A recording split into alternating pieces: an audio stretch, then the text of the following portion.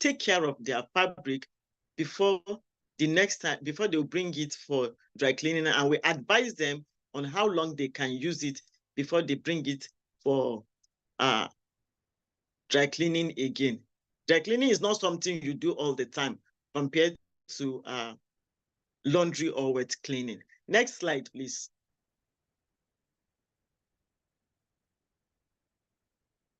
So, professional laundry. For garments, shirts, and other washable items, and that's professional laundry, is another process we use to keep garments looking at their best. The type of special detergent, stains remover, and finisher set a commercial laundry apart from home laundry. The process of laundry enables us to offer consistent quality services at reasonable prices. Colors, cone cleaners, and the professional pressing afford crisper finishes. So what we are trying to say here is that it's a lot of times, if you even when you have machines at home, you feel you can launder your clothes at home yourself, you can wash it yourself. Professionally, you cannot do it. That is where you need the service of a professional launderer or a dry cleaner. And this is because you don't just pack your clothes, put it in the machine. There are processes that we follow as professionals that you cannot do at home. Why? Because we have to do what we call stain removal. We have to take our time to check the fabric, whether it is torn or not, which part of the fabric has stain, what the kind of, the type of detergent we use to remove the stain, the type of chemical we also use to remove stain, and also the type of chemicals or detergents that we use in the machines. This is very key. It is very important because these are part of items or raw material, I would say, that we use that helps in maintaining your fabric for long-term use, coupled with the processes of the laundry that we offer for consistent quality service. So a lot of time you see people bring in shirts because of the dirt on the collar of their shirts. The moment they experience our services, and even when they go to our competitors, they try to differentiate. I love those my customers, Pure Garment customers that have gone to other competition, I would say, and they'll still come back again. They come back to Pure Garment and say, okay, I think I prefer Pure Garment. Sometimes we try as much as possible to be patient with them so that they can take their time as customer to differentiate and to also choose, because a customer has let me say, okay, two choices. I would say their bargaining power and also that choice of competition, because you are not the only person in the industry, but because he owns the money, it's his money, he has right to say, this is where I want to take my fabrics to. So with some of my customers that have experienced our services, our quality, professional commercial laundry that we offer, I know they can testify to this, that yes, we offer professional services when it comes to washing, when it comes to pressing, when it comes to even the dry cleaning and wet cleaning. Next slide, please.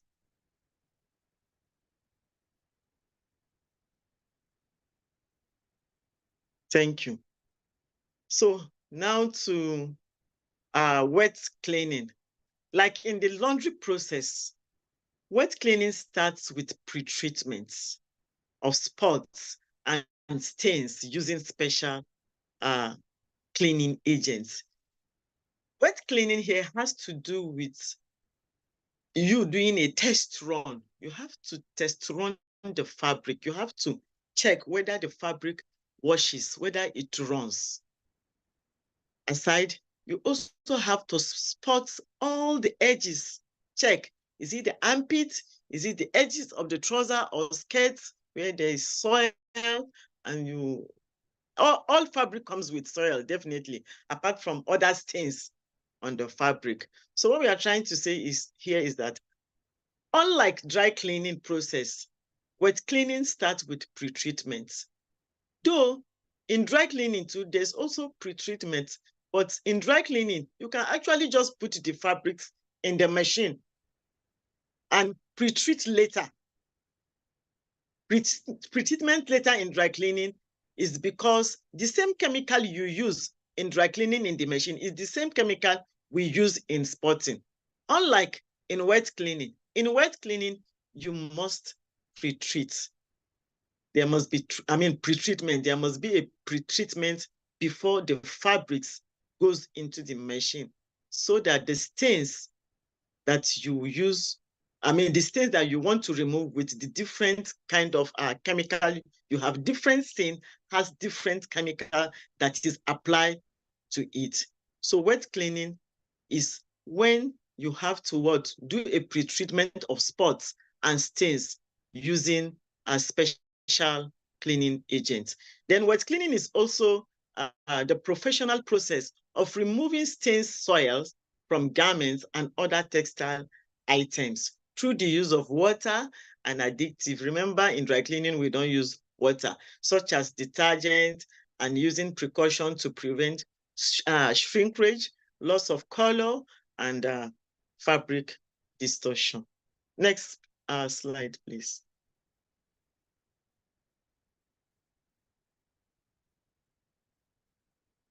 Thank you. So still talking about wet cleaning. In wet cleaning, as part of a professional cleaner's expertise, it is very crucial to always check on the care label instruction, because wet cleaning might be the best method to be selected for some garments. There are garments that when they bring to us, they will tell you they want to dry clean. Yes, dry clean it for me. Everybody will say they want dry cleaning, but at Pure Garment, we have taken our time to educate our customer, to let them know that there's differences between dry cleaning, laundry, and wet cleaning, because from experience, a lot of customers think you dry clean all fabrics. No, you can't dry clean all fabrics. So with our cleaners, our expertise, we have a lot of time educate our customer to let them know that we work with care labels and also the texture of the fabrics. Because sometimes some fabric can show you that it's for dry cleaning, and it is not for dry cleaning. It can even show you that it is for laundry, that you should put in the machine, that the fabric is washable. No, it is not. It could be the opposite. This is where the professionalism comes in. You understanding the texture of the fabric, what material or what kind of cotton, do I use the word cotton? What kind of texture was used, or what kind of material, I will still say, was used to manufacture your fabric. So when we see it, we know whether it should go into the dry cleaning machine, whether the wet cleaning machine, or the laundry machine. So it is very crucial to always check the care label instruction. This really helps. And as a customer, also educate our customer to also check the care label of their fabric.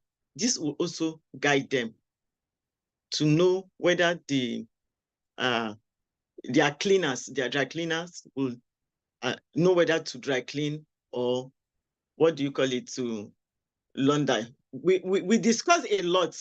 We don't just take fabric, especially for new customers, but for our old customer, our current customer, our existing customer, it is not new within ourselves again, because we try to educate them in different ways, especially if they come and they are trying to be very specific that they want dry cleaning.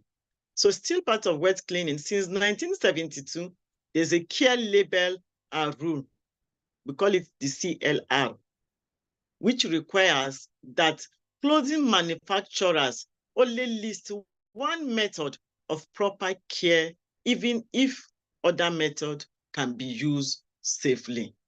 So what this CLR does is that since in 1972, what they do is they have it's part of what is in we are taught at the Dry Cleaning Laundry Institute that in 1972, the CLR has required that clothing manufacturer only list one method of proper care, even if other method can be used. So one method can be on the label, on the care label of the fabric, but you can use a proper care for the fabric. That's a different way of treating the fabric. And that was the more reason why I said initially that a lot of time, it is not all the time you make use of what you have on the care label, because sometimes you can follow the instruction given to you on the care label and you get the customer's fabric damage.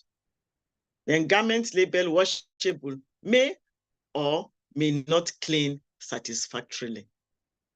Next slide, please.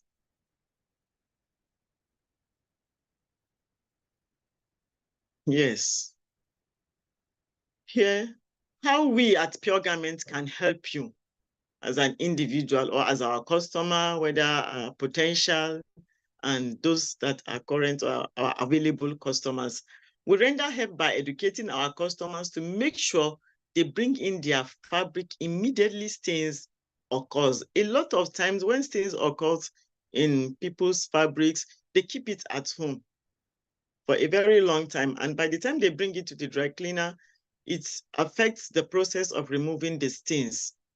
Instead of the stains to go off immediately, it will not go off. And when you ask the customer, for how long has these stains been on the fabric, they will tell you 1 week, 2 weeks. No, it doesn't work like that. Immediately it happens, bring it to the dry cleaner. Even if it is a stain you think you can afford to take care of it at home, you yourself go into your bath or your washing room, try to make sure that you remove the stains in your own little way that you could. Sometimes you can even be lucky and the stain will just go. Even if you are not ready to wash the fabric at that moment, just please make sure that you remove the stains at home if it is not a serious one, or bring it to Pure Garment dry cleaners. Because of this, because stains a lot of time can actually stay long on the fabric, and this affects the lifespan of the fabric. Next slide.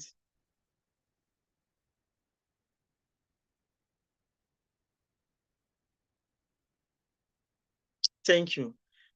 So we also advise our customers to discuss stains with us by pointing out light colored or invisible splees, such as those from soft drinks, fruit juices, or white urine. This enables us to treat the stains prior to putting the garment through the dry cleaning process or the laundry process. Even when the customer doesn't point out anything to us, we check. But a lot of times, customer telling us that there's a stain on his or her fabric helps us. It makes the works easier for us. And that's why we advise them to discuss stains with us when they bring in their fabric, if at all there's any, apart from the usual stains we find on fabrics. See, we have to also educate our customer to protect their garments from prolonged exposure to direct sunlight or strong artificial light, keeping in mind that even normal lighting can affect some dyes. We don't dry our fabrics in the sun at Pure Garment dry cleaners. We do not. We have a drying room. So if you see anything outside the drying room, it could be blankets, these heavy duvets, and maybe carpets at the back there, because when you expose fabric to sunlight a lot of times, it affects the color of the fabric. And this is where fabric cares comes in. It's not just about dry cleaning, laundry, or how well do we help you to take care of your fabric. I have seen a lot of my customers that have some fabric, they use it for a very long time. It has even grown to the extent that when I see fabrics in the factory, I already know the owner. I know my customer's fabric when I enter the fabric. This is because I have educated them on how we can help them to maintain their fabric for long time use, not just for that, but also to prevent a loss of color and to also prevent their fabric from fading as expected. Because you see, as an individual, there are some clothes, you just like them, you don't want them to go. Even when they are getting old, you know, you keep using it, you keep using it. But with maintaining it, with maintaining it properly, you will use it for a very long time. And that is where Pure Garment also comes in for you as your choice of dry cleaner. Next slide.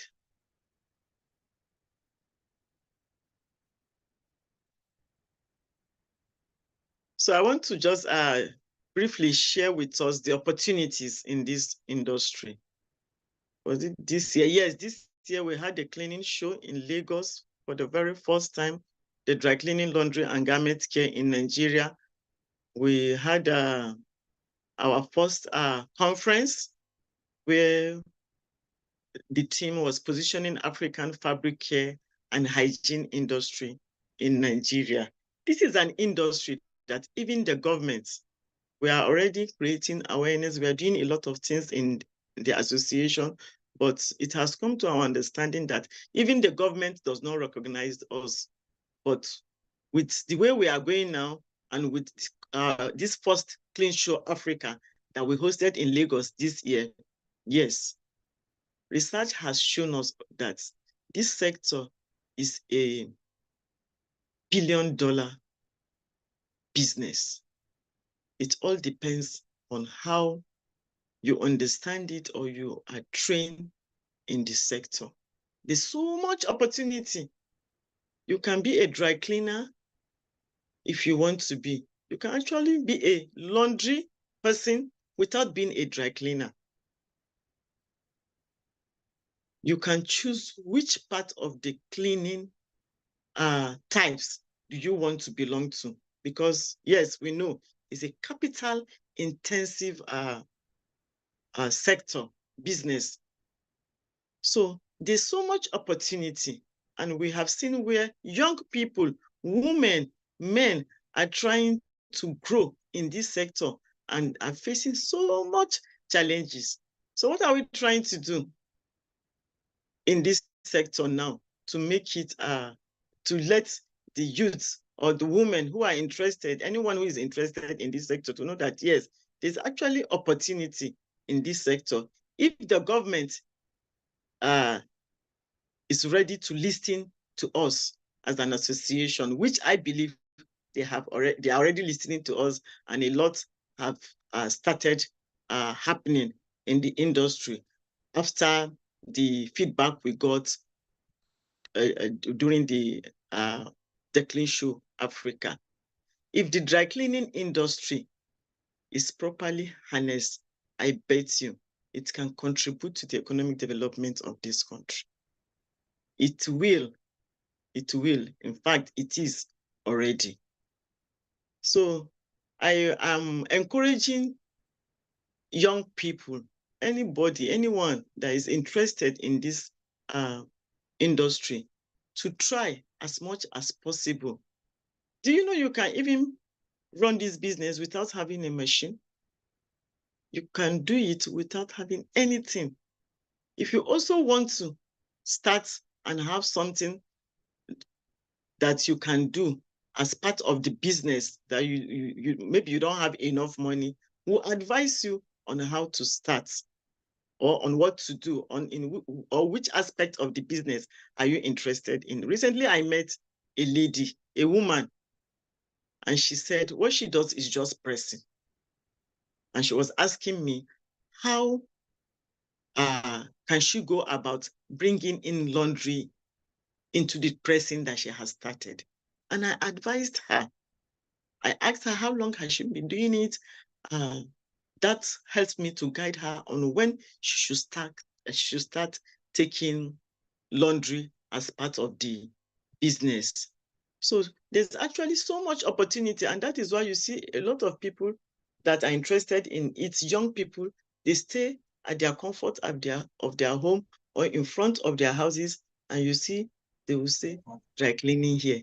They are not doing dry cleaning. What they are doing is washing in a local way. But what we are trying to do in the association, and also as part of what we are expected to do in the association, is to handhold these small dry cleaners, or those who are interested in the industry, to train them and to bring them up. This is because these are not done in the archaic way again. There's so much advancement in technology in this industry, just like in other sectors too. So there's so much thing. Myself, you, and any other person interested can actually come together, collaborate, and run a business, and run the business, and you'll be amazed at the revenue that will come in. But what matter that we are talking about now in the industry is that we need the government to know that if this sector is really and properly looked into, it will contribute to the economic growth of the country. So I want to use this opportunity to talk to those of you that are listening. If you are interested, or you know there's someone that is interested and need help, please kindly let me know. I am very much available to support and to also carry the person along. Next slide, please.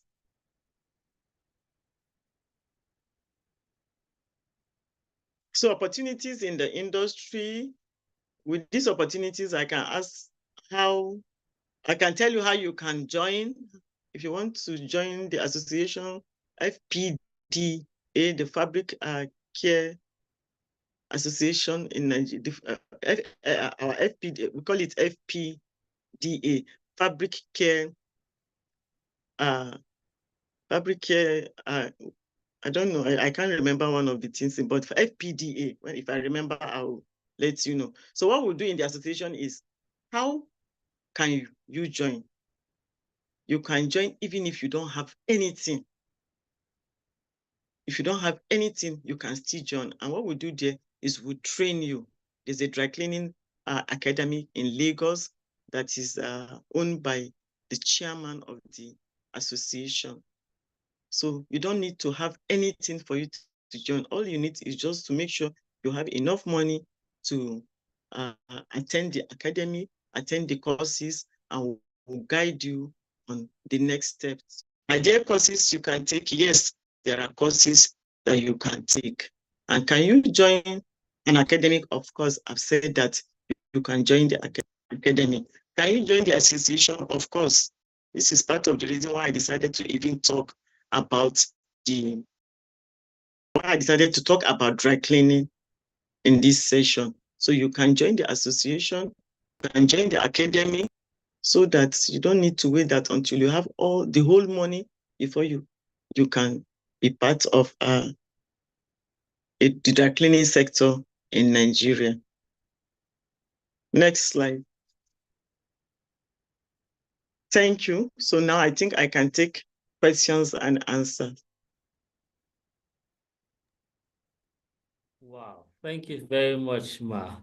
That was precise. It was straight to the point and very insightful. You know, I never knew that there was a distinction between dry cleaning, wet cleaning, and laundry. I was thinking laundry has to do with just take your clothes, put inside the water, you know, separate the whites from the colors and all of that.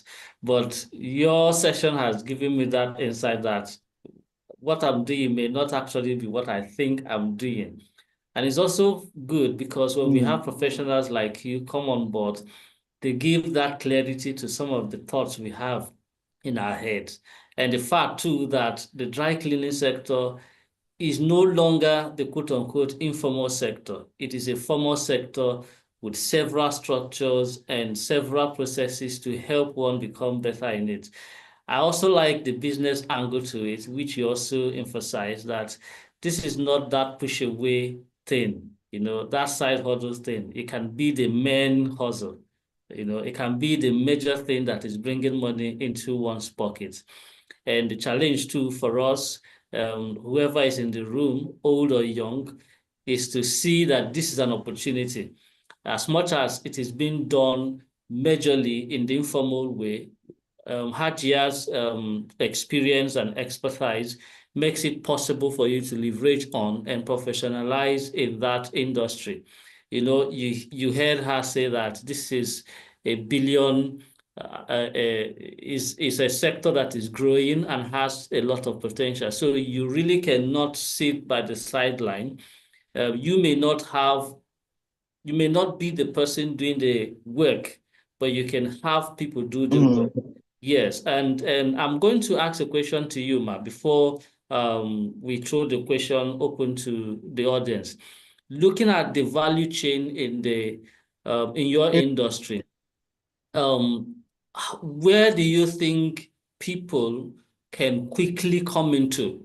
I'm not saying they should buy the big machine, but looking at the entire value chain from start to finish, where do you think is that easy to enter part for anybody on this call? Where is that very, very fastest way to enter, looking at the whole value chain? And, thank you so much, OBK, for this question. So the easy to enter, the number one thing is that you should join the association. Joining the association will enable you to meet those of us that has been in the industry for decades and more than decades. We are there and we are looking forward to seeing those who are interested to join us. The moment you join the association, you don't need to pay anything to join the association. You just join.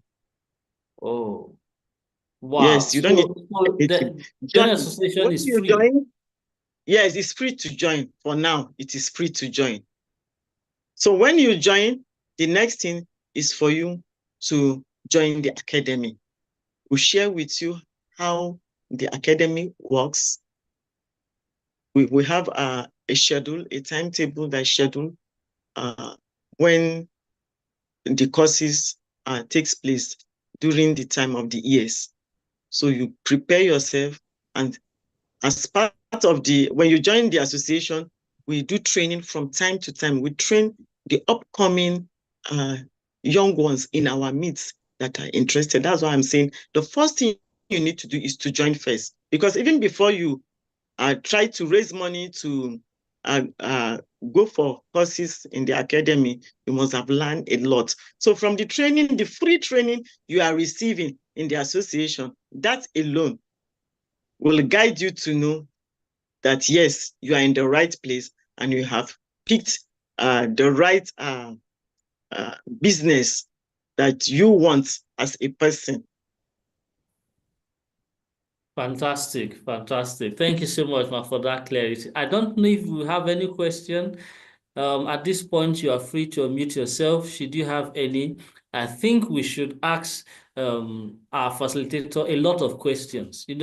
Most of us patronize somebody down the road for our laundry services. Perhaps you must have an experience. It could be the use of a chemical. It could be the use. So this is that time you need that clarity. You can unmute yourself and ask that question.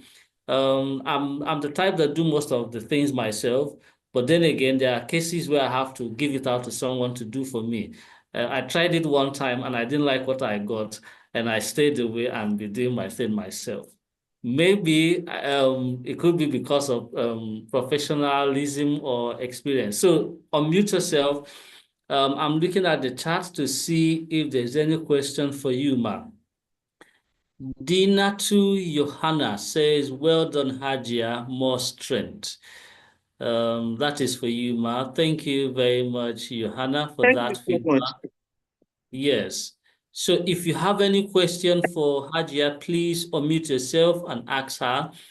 If there are not, I'm going to ask this question, but this question is going to qualify you for a gift or a reward from our facilitator.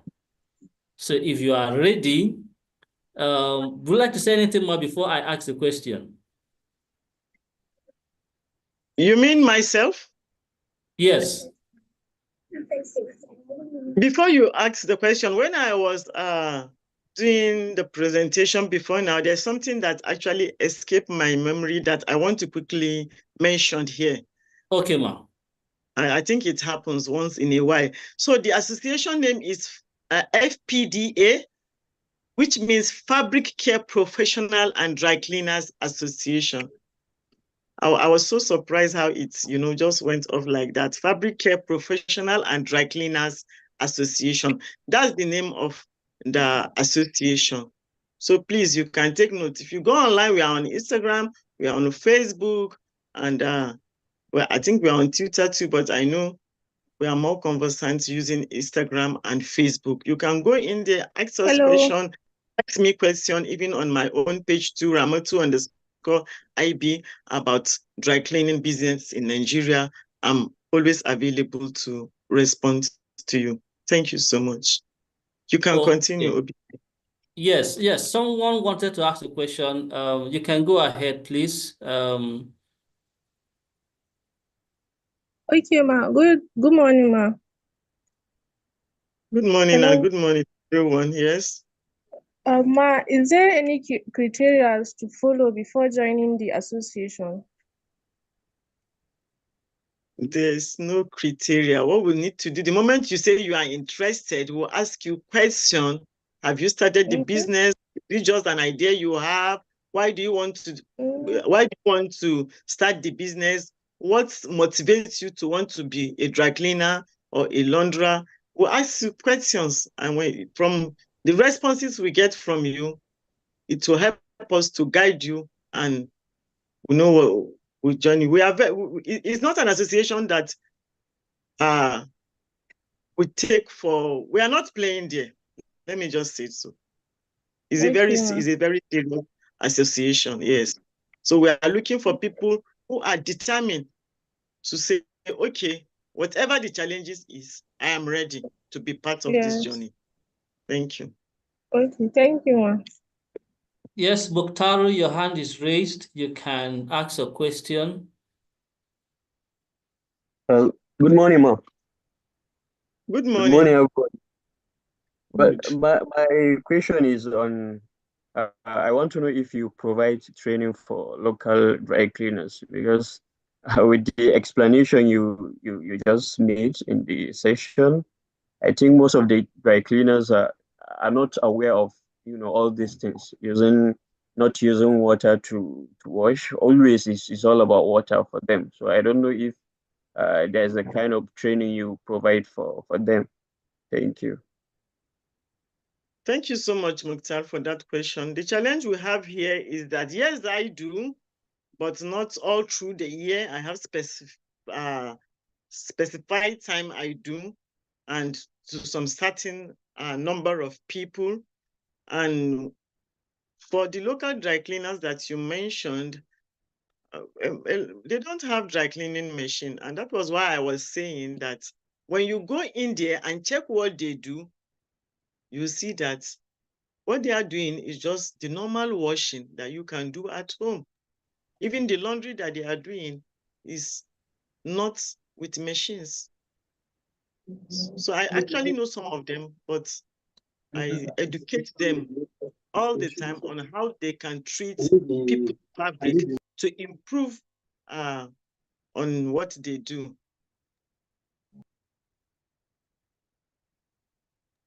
Okay, Miriam, you can ask a question. Keep it as brief as possible, please. Exactly. Thank you.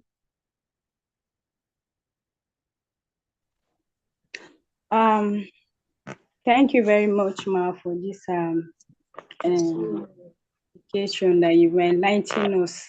You made mention of if you want to join that there is an academy in Lagos. Is it going to be a physical academy or is online? Because I'm currently in Kaduna and we are talking about Lagos. So I want to be sure, is it like online? Is it going to be like online or is it a physical academy? For now, it's a physical academy. It is physical because it is a hands-on training. So you have to see what you are being taught. As we are teaching you in the class, we are taking you also to the factory to do what? To practicalize what you are being taught. Is theory practical? Theory practical. Theory practical. Yes, it's not just about theory. Like how many months? What do you say? It will take like how many months? It depends on the particular session that you choose. So it could be 1 week, it could be 2 weeks. It depends on the courses that you are doing. Thank you very much, ma. What you intend to do. Wow. Wonderful, wonderful. I'm sure we are getting great value from this. You know, every industry has a professional, and it's always important that we go back to the professional because their insights will help us. Thank you so much, Ma, for that insightful answers and the clarity that you brought. Hajia has some gift to give, but that will be to people who are going to answer some of the questions I'm going to throw. So, okay, Hajia is listening. I need someone to go to the chat and define or describe very well what dry cleaning is, what laundry is, and what wet cleaning is. Hajia will decide who got the best answer. So you just have 2 minutes for that. 2 minutes for that. The first 5 entries, that is what we will take, and then she will decide. The first 5 entries, remember. So go to the chat. What is dry cleaning? What is laundry? What is wet cleaning? I'm looking at the chat. I've not seen any entry. This time has started. We just have 3 minutes for that. And she will decide on 2 minutes, sorry for that. And she will decide on the best answer. I can't see any answer. What is dry cleaning? What is wet cleaning? What is laundry? If you were paying attention to her, okay, I see an entry. The first one had come in, 4 more entries to go. 4 more entries to go. Let me see who have been paying attention to her session. 4 more entry. She has a gift, but she will give it to the person with the correct answer at her discretion. What is dry cleaning? What is laundry? What is wet cleaning? I can only see an answer. We just have 30 seconds left. I can only see one. Okay, I've seen another entry, 3 more entries to go. I've seen the 3rd entry. Who wants to take this prize? The 4th entry. Okay, the time is up. So no more entry, do not send in. I've gotten from Mukhtar Sirajo, I've gotten from Fatima Unisa, I've gotten from Khadija Saidu, I've gotten from Awele Adima. So ma, look at the chart and make your judgment, ma.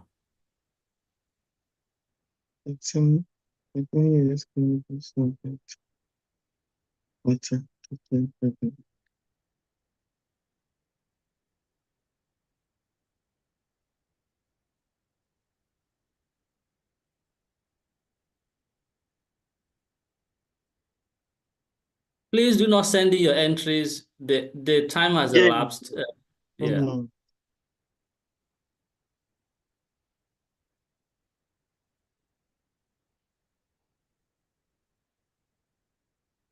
What was the question you asked them? You have to look at all the answers and select the one that has the correct answer. What is dry cleaning? what is laundry, what is wet cleaning. They are to give their answers. Okay. And yes. Okay. So Awele, the first respondent here, who said dry cleaning is the use of fluid to remove stains from fabric without using water, is correct. Fantastic. Congratulations, Awele. Yes, congratulations. You have a gift from Hajia. Dry cleaning is the use of-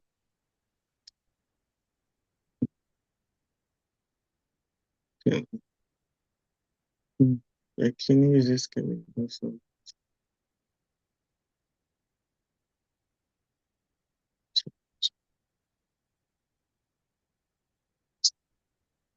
Wet cleaning uses water. No. Can be used in things. Dry cleaning the process.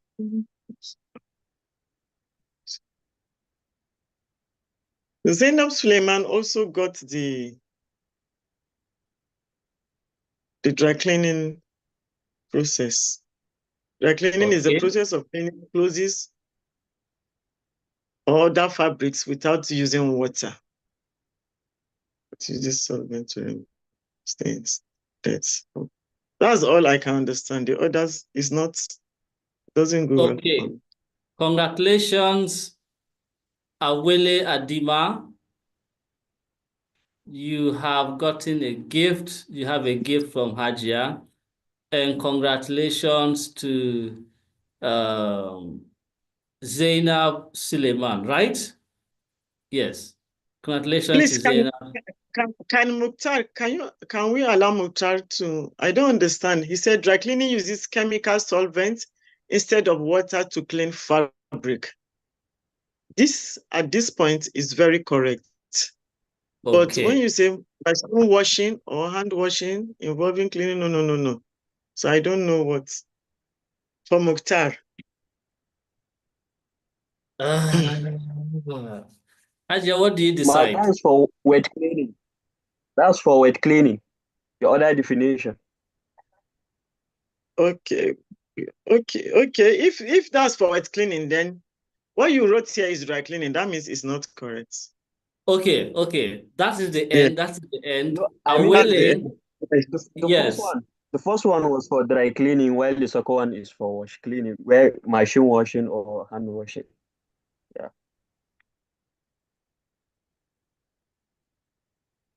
Let's continue. Okay. Okay. So that means that we have two winners, Awele Adima and Zainab Suleiman. They are the two winners of Hajia's reward. So I am dropping my WhatsApp number in the chat. Please reach out to me to know how you can get your gift from Hajia. Hajia, what gift are you giving to the winners, please, ma? I'm giving each of the winner the book Marketing Without a Budget by Dr. Sam Obafemi. So they can either reach out to you or me and they'll pick it. And I also want to say something here at this point. For anyone who stays till the end of this session, till the end of, when is the session supposed to finish? Obiki. By 2:15 p.m., we should have been done with this. Exactly. Yes. So I will keep watch and to see anyone who stays till the end of the program will also get something. Just like the way we did it. So don't just come listen to me alone and go. There are other speakers are coming up and they have amazing things to share with us. So please stay, ask questions, and I'm ready to send in anything for you as gifts, even cash gifts, books. We are here together today. Thank you. Thank you very much, Ma. Thank you for a wonderful session. We are grateful for the insights. And for the winners, I have posted my WhatsApp number reach out to me on WhatsApp to know how you can get your gift from Hajia Ramatu Ibrahim. Thank you, Ma. It was a wonderful session. We've learned a lot, and we know that this has inspired a lot of young people, particularly, to start seeing the business side of what you do and the fact that they can get into the industry because of the enormous potential it has. Okay, we will be taking just a 30 seconds break while the next speaker gets ready. He's already on the call. And then in the next 30 seconds or so, we will move into the next session. Our speaker is already on the call. If you can hear me, sir, you may set up your video. Let's see you. Let's see you and know that you are ready for us. Okay, I can see you. One, please, Obike, sorry. No problem. On a final note, I want to appreciate SECA Africa for this opportunity to come present and talk about my business, what I do. It's a new dawn for the dry cleaning business in Nigeria and in Africa at large. And I know with this session and to those that have listened, I know a lot of people will be interested, whether young ones, youth, or female or male. So I want to use this opportunity to just say thank you so much. I appreciate it, and I do not take this for granted. Thank you, and have a wonderful day. Thank you very much, Ma. Thank you very much. We appreciate you too. Thank you. Okay, wow. Okay, before I read the profile for the next speaker, if you have enjoyed a wonderful session with Hajia Ramatu, give me your best emoji in the chat. The best. Look at all the emojis that you have. Just select one that is your best. Put it in your chat. The best emoji you've got. If you enjoyed her session, give your best emoji. The best. The best. I can't see any. The best emoji. If you enjoyed her session, go ahead. The best emoji. Go ahead. Throw it. Come on, throw it. Thank you, Joanna. Come on, the best emoji. The best you've got. You know, that session was an eye-opener. Thank you very much. All right, I can see our next facilitator, and I will read his profile while he gets started. You can keep the emojis coming while you listen to me. Samuel Olabulo is a certified management consultant, human resource consultant, and corporate trainer. He is a lead consultant at SO3 Consortium, established to help individuals and business professionals map out their career and business path with ease in order to build a highly productive and rewarding life, career, and business. Samuel is a certified leadership coach from the prestigious Yale University, a certified management consultant from the School of Consulting, Lagos, also a senior professional in the human resource sector. Very fantastic person. I'm getting interested in what the session will look like. Having worked with one of the biggest industry giants in the financial sector for over a decade as an assistant business analyst, product and portfolio manager, he transitioned into the business world and has assisted and profiled solutions in different capacities, ranging from startups, small and medium organizations to increase their productivity. And he has continued to do that as the year goes by. His area of expertise is in leadership development, career mentoring, human resource management, effective communication, peak performance, and everything associated with it.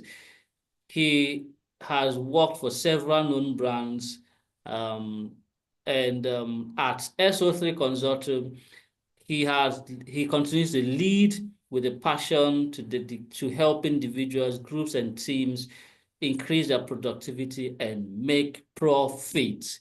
If you are ready, just like I am, go to the comment section and let's make Mr. Samuel feel warmly welcome. So let's go ahead. Let's clap for him. If you can show your video, let's clap for him. Let's clap for him and clapping for you, sir. Good morning. How are you doing? And you have the floor, sir. Thank you very much, Mr. Chima Obike. And saying from here, good morning to everyone that are on this platform this morning. I appreciate, first of all, the SECA Africa for putting up the OSP community for, like-minded individuals to come together to share their thoughts and ideas, and of course to, project their voices beyond, their areas of confinement. So like SECA Africa is, like the word says, Africa. So it's a platform where you as an individual or a corporate organization projects the voice of your business and your career to the world, to Africa in its entirety. And once again, I want to appreciate the presence of Dr. Sam Obafemi. If you're on this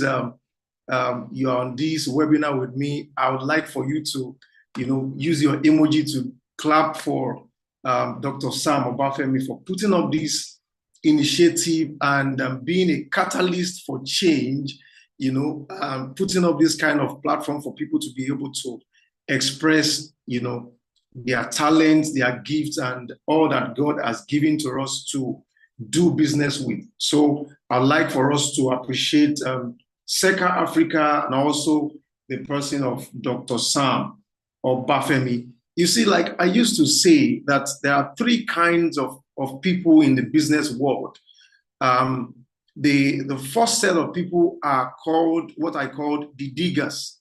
And the second set are the stewards. And the third set of people in the business world is called the beggars or the eaters. So what does the diggers do? There are people who conceive an idea, brings it into fruition by establishing it as a business, and then hand it over to people who are stewards to continue to run those businesses while they think of other businesses to keep running with. So those are people who I call, the diggers. They think, conceive an idea, and they establish it as a business and use people as stewards to continue to run those businesses.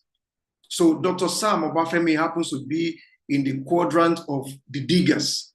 So once again, I would like for us to appreciate Coach Sam Obafemi for that again. And you see, the second set of people are the stewards. These are people who happen to be managers of organizations, CEOs appointed to head organizations, top management levels. These are people that necessarily do not need to start their own business, but God has given them expertise and the opportunity, the gifting to be able to run businesses successfully without them being the owners of those businesses. So, and the third set of people that I call the eaters are people who don't want to do anything at all. They just want to benefit from what the diggers and the stewards have used their time and energy, to be able to put up. So I know that nobody on this platform is an eater, So once again, I would like for us to appreciate ourselves. And before I go straight into what I'm going to discuss with us this morning, I also like for us to appreciate Hajia Ramatu Ibrahim for such an insightful, session that she had. It was as simple as it looks to a lot of us. It's very insightful for me. Something that what you don't know, right? So I have just got to understand today that dry cleaning has three different phases. There is the aspect of the wet cleaning, there is the aspect of the dry cleaning, and of course, there is the other aspect I can't remember right now. And there are so many other things that we can do individually to make sure that our fabrics don't get spoiled, before it gets to, the office of the dry cleaner. So I would like for us to also appreciate Mrs. Ramatu Ibrahim, the CEO of Pure Garment Dry Cleaning. Yeah, so thank you once again for every member of SECA Africa for giving us this opportunity to be able to air our views. So going straight into what I'm going to talk to us about today. I don't know if we can all see my slide. Please let me know by typing one in the comment section if you can see my slide, please. Not yet, sir. I can't see it. The slide is up. My slide is up now. I'm not sure if anybody can see it.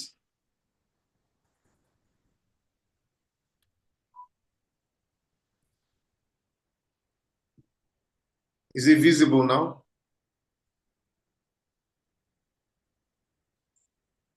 Not yet, sir. Yeah, I already displayed the slide from here. I don't know if you would need to help us. Is it possible for you to make media admin so I can project the slide? Yes. You will be. Yeah, if you can do that, then we are good to go. The slide is up.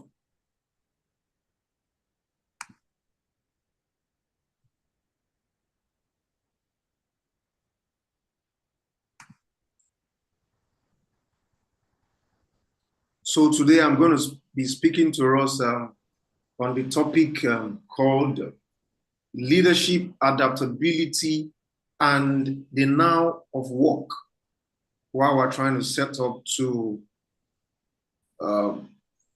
display or project the slides. So the topic I'm going to be discussing with us this morning talks about leadership, adaptability, and the now of work.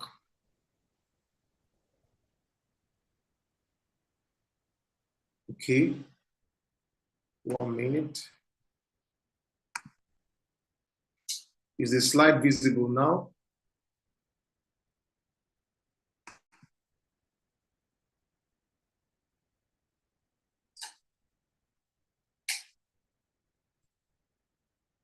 Can you see my slide now?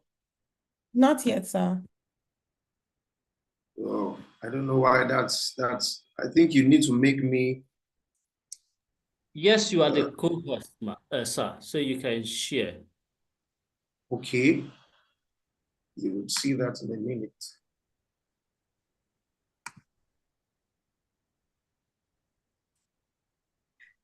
Can you see it now? Is it up now?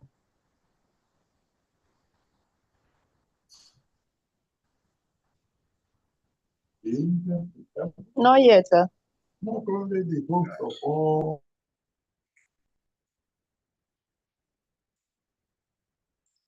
I've projected the slides already. I don't know why.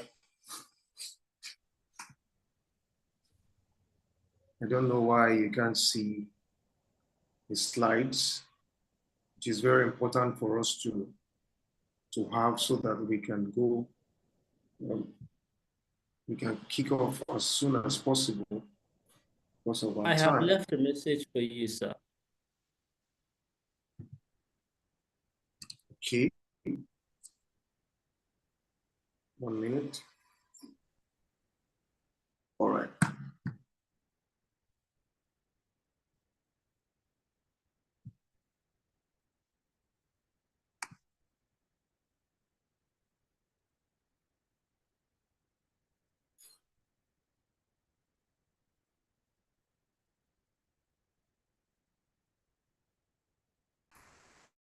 Okay, yes. While our facilitator is setting up, apologies for that glitch. Technology is always our friend, and we will always have those moments. Okay, now go to the chat session. You heard his topic, so go to the chat session with your imagination. What do you think he is going to talk about? What do you think? You heard the topic. What do you think he's going to talk about? Let's see if we can predict the outcome of that session. So let's see if it's possible. What do you think he's going to talk about? What do you think you're going to learn? What can you say? From the way things are going, I think he's going to go into this direction, or talk about this, or talk about that. Maybe he's going to talk about finance or business. What do you think? From the little he has given us, what do you think that session is going to be for you? Go to this comment section and tell me. Let me see. I am in the comment section. Is it going to talk about how? Is it going to talk about the skills? Let's see if we are able to get ourselves inspired and looking forward to that session. He will be with us in a minute. And if you also have a retrospect to what Hajia also did, the way he has explained a lot of things, what is that one thing you'll be doing differently? What is that thing you're going to be doing differently? Also do that in the comment section. Let's keep ourselves engaged. I want to see your takeaways from Hajia's session, what you're going to be doing differently, and your prediction sort of in Mr. Samuel's session, what you believe that he's going to be bringing. Let's see how we can keep ourselves engaged. Okay, I'm doing my own. For Hajia's session, I'm taking away the fact that I should be careful who I give my fabric to, for whether it's dry cleaning, whatever I know I give it. So that's my takeaway, that there are different things, different substances or fluid from different materials and all of that. What's the one takeaway from Hajia's session?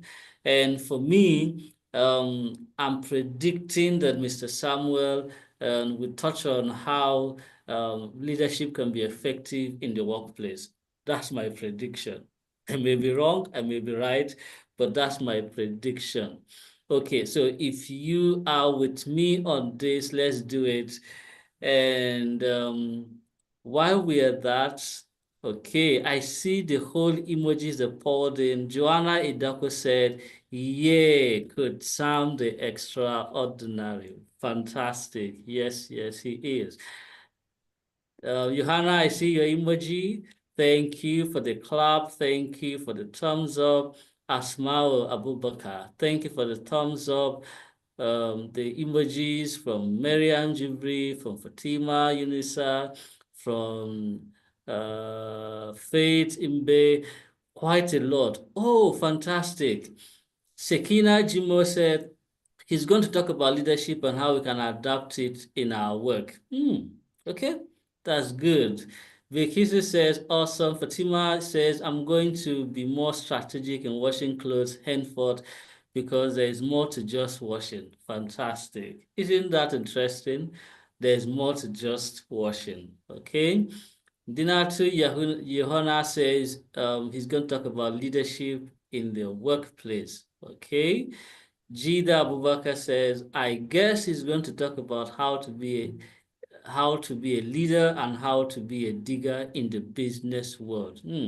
That's amazing. Yakina Kolowale said, strategies to scale through the leadership challenge at work. Fantastic. Awele Adima said he's going to talk about leadership and how to adapt it in our workplace. So you can see that we are excited and expectant. We're excited and expectant. Okay, this is something I'm going to say, and I'm going to give my gift afterwards. So I have a 2,000 airtime to give away. So I'm going to give that now, but it will be if you get this correctly. Seka Africa is hosting this webinar with our community members at the Octopus Speakers Pool. So what is the question? unscramble the word, rearrange the word Seka Africa and Octopus Speakers Pool to make at least 10 words. The first person to do that gets a 2,000 Naira airtime. Did you get that? Rearrange these two things I've said, Seka Africa and Octopus Speakers Pool. Rearrange them into several words. Make words out of it. The first person to give 10 words from those two gets 2,000 Naira airtime. So let's see. Who is the first person? I am in the chat. I can't see anybody. I'm going to count to 10. If I don't see any, I take now, mine. Okay, 1, 2, 3, 4, 5, 6, 7, 8, 9, 10. No. That's the end. That's the end. That's the end. Okay, nobody got it. Nobody got it. Nobody got it. Mr. Samuel is back. Mr. Samuel is back. The airtime is off. Nobody got it. Okay, sir. If you can hear me, we are good to go. If you can share your screen too, that would be lovely, sir. Okay, I think you have the slides now. If it's possible for you to project from your end. Okay, just a minute. Just a minute. Or can you see it now? Is it clear now? I projected again from my end. Not sure if everybody can see it. Oh. Probably just project it from your end there. Okay, the slides will be coming up on my end shortly. But All right. you can still start the session with what you see on your screen, sir. All right, 1 minute. Okay. Good. So this morning I'll be talking to us about leadership, adaptability, and the now of work. Okay. So leadership, as we all know, is leadership is not about the positions that we handle. Leadership is not about wielding authority or exerting force on people to be able to carry out your objectives, as the case may be. You can be a leader and be a first level officer in your organization. Leadership is not all about the position that you handle. Okay, so looking at the overall objectives of what we'll be talking about today is going to be about effective leadership, communication, and operational efficiencies. So under the effective leadership, we'll be looking at leadership and team building. Then under communication, we'll be looking at intrapersonal and interpersonal communication. And then under operational efficiency, we're looking at performance. And then the overall outcome of this training is going to be that we would go home with how to be able to lead our teams effectively, and then to drive performance, and ultimately to contribute to our different organizations' continued success. So that is what the objectives of this training I'm going to be speaking to us about this morning is all about. Yes, so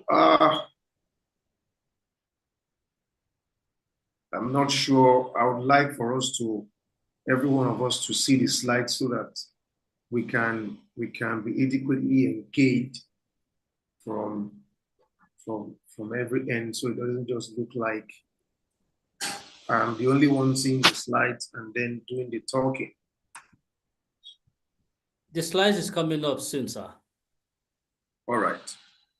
So, like I was saying, that the overall outcome that we're going to go home with is to be able to lead our teams effectively to drive performance, and to contribute to the organization's continued success. And of course, the overall objective is talking about effective leadership, how to effectively communicate internally within the organization, in departments and units, talking about the intrapersonal and interpersonal. Interpersonal being, the communication aspect of we, so, communicating with customers and all of that. Yeah, people outside of our organizations. And then operational efficiency talks about our performance. How do we do? The reviews on how we perform on our jobs, irrespective of whatever position that you handle, in your organization, as the case may be. Either you happen to be on the management level, or you happen to be in the mid-level management, or you are just a starter in any form. So going forward, we, in the quadrant of people who are engaged adequately in every organization, we have a particular percentage that is assigned to each quadrant. In the world of people, in the world of business, talking about people who are talking about the engagement level of people at work. So it says that 18% of people at work are actively disengaged. So it means that if you have 50 people working with you in the organization, 18% of those 50 people are actively disengaged. And then 15 people out of the 100 is engaged, or let me say are engaged. And then 67%, look at that, 67% of the remaining people are not engaged at all. So what does that say to us as business owners, as entrepreneurs, as leaders in every organization? It means that speaks to the kind of leadership that should be put in place in every organization. If we say that 18% of people that comes to work every day, that comes to the office, sit on their tables and pretend as if they are at work, okay? 18% of them are actively disengaged, and just about 15% only are engaged in their tasks every day, and then a significant number of 67% are not even engaged at all. That speaks to how leadership, the importance of leadership in every organization, okay? And then the next slide says that it's all about the leadership. It's all about who is leading the team. It's all about who is in charge of the organization, all right? So it says that people will often perform at about 60% of their potential with no leadership at all. So what this is saying is that everyone that comes to work on a daily basis without anybody telling them what to do, without anybody asking them that this is your MO, talking about your modus operandi, they perform at 60% of their potential, okay? And then an additional 40% can be realized if effective leadership is available. So look at that numbers, look at the numbers. If people with no leadership at all can only perform at about 60% of everything they have to give to your organization, and then if you have to put up the place of leadership to let people know that this is what you are here to do, this is how you should do it, okay? There is an additional 40% added to the 60%. That speaks to what leadership is all about in every organization, okay? And then there's a saying that an organization cannot rise beyond the level and the capabilities of its leadership. An organization cannot rise beyond the level and the capabilities of its leadership. So this also speaks to what leadership is all about in every organization.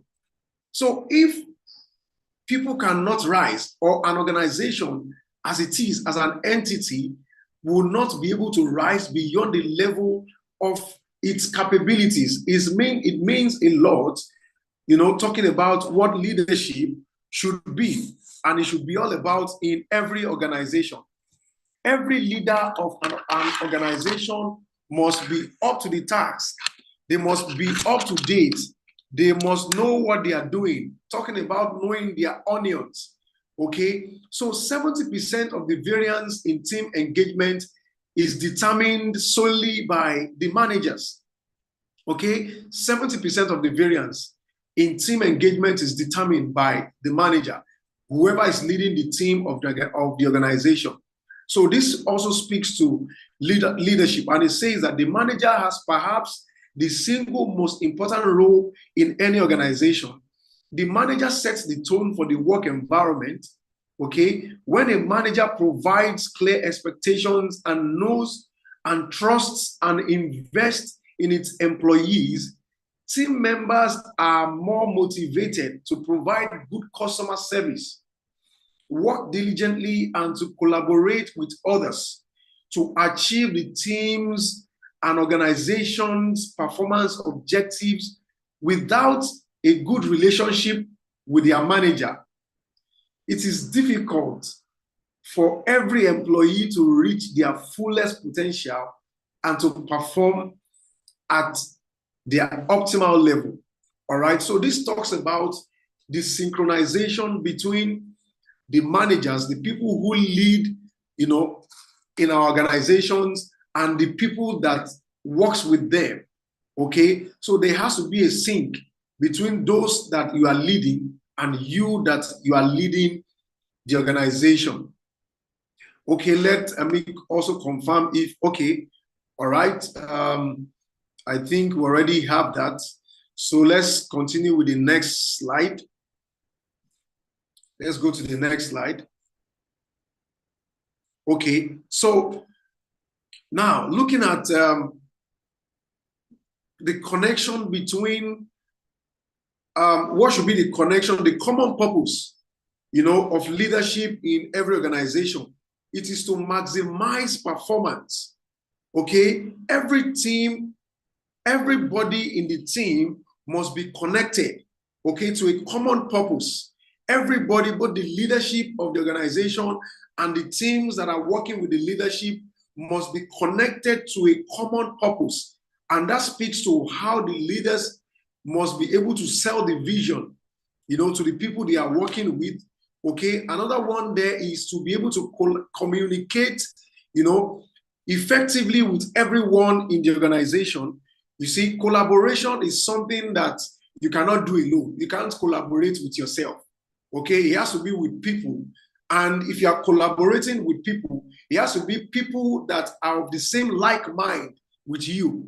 You have a common purpose. The reason why you are working together is because you want to achieve an aim. You have an objective. There is a vision that you are all pursuing together. Okay, so that is what the act of collaboration talks about. Being connected to a common purpose, communicate to everyone or with everyone effectively, collaborate to find the best method, okay, the most effective method to work together and to use the team's resources effectively, okay? And the other one there, the last one there is talking about, let the slide go up a little bit, please, okay, is to celebrate individual strengths and successes. Okay, everybody in the organization are not the same. There are people, there is this 4 quadrants of people's personalities. Okay, we have people who are the drivers. We have people who are the supporters in the organization. We have people who are the influencers in the organizations. And we have people who are the socials. All right, those who are the drivers, you happen to find those people as leaders of the organizations, people who are drivers don't care about, they are not emotional people, all right? All they care about is the job. Let this work be done. I don't care how you feel. We are here to do the work. Let us do the work. After the work is done, we can become friends again, okay? It is not the same case with people who are influencers, all right? People who are influencers want everybody to be on the same page. They care about your emotions. They care about how you feel. They want you to be at your optimal doing your job. All right. There are people who are the socials. There are people who are the lifeblood of every organization. They ginger everybody to work. They make everybody happy. You know, they are the ones who would share your biscuits with you in the office just to ginger you up. There are people who will leave their own desk to come to your desk to encourage you, you know, to make you work, you know, adequately. All right. And we have the last people who are the go-to person. They are the dumping ground for everybody in the organization. There are people who cannot just say no to anybody. They carry the burdens of everybody, you know, at work. So looking at all of these things together, we have to find a way to celebrate our individual strengths and, you know, understanding our personalities as different. And then we celebrate ourselves. We look at the strength area of everybody and then celebrate ourselves as much as we could. Okay. So that helps us to be able to, you know, determine our strengths and the team's success. Okay. So let's go to the next slide, talking about understanding, you know, the leadership challenge. Okay. Understanding the leadership challenge. Every leader must be able to model the way. Okay, that's the first thing there. Every leader must be able to model, you know, the way. They must be able to inspire a shared vision. Okay, talking about modeling the way, this is what this organization is out to achieve for this first quarter, the second quarter, the third, and the last quarter of the year. That is modeling the way. This is our objective. This is what we aim to, you know, to achieve for the year. And then be able to bring everybody together to achieve that aim and objective. All right, that speaks to modeling the way. All right, and then talks about inspire a shared vision. All right, what does this mean? Is that as much as the vision is for the leadership, majorly for the leadership of the organization, it also speaks to you carrying along every other person as actors, you know, in making sure that the vision is achieved, you know. And how do you do that? Is how you make this work is that you make them see themselves as part of, you know, people who will make the organization achieve their aims. All right, that it makes you to understand that, or it makes those people who are working with you to have a sense of belonging. They have a mindset that, oh, I'm not just here to earn salaries alone. As I continue to perform optimally on my job, there is a space for me ahead. There is always a promotion for me. One day I can also become a stakeholder, talking about rising to a management level in the organization. That speaks to our shared vision. If you are with me on this, let me just see you, you know, do a thumbs up on the comment section, on the chat box, to confirm that we're all together on this webinar this morning. Yeah, so that speaks to the shared vision, okay? And then looking at the challenges to the process, okay? It says leaders are change agents who search for opportunities to change the status quo. They look into innovative ways to improve the organization, all right? Can you please move the slide a bit up? Just move it a bit up, so that I can see what it's being written there. Yeah, thank you. So he says that, let it come down a bit. Yeah, he says leaders are change agents who search for opportunities to change the status quo. They look for innovative ways to improve the organization. Okay, they take risks for themselves, on themselves, and accept occasional disappointments as opportunities to be able to learn. Okay, and the other one there talks about leaders fostering collaboration and fluid spirited team, and to build a spirited team, okay, they actively involve others to, to strive to create an atmosphere of trust and strengthen others to feel capable and powerful. All right. And then the last one in that quadrant, talking about the leadership, so the challenges to leadership, is that leaders recognize the contributions everyone makes. Okay.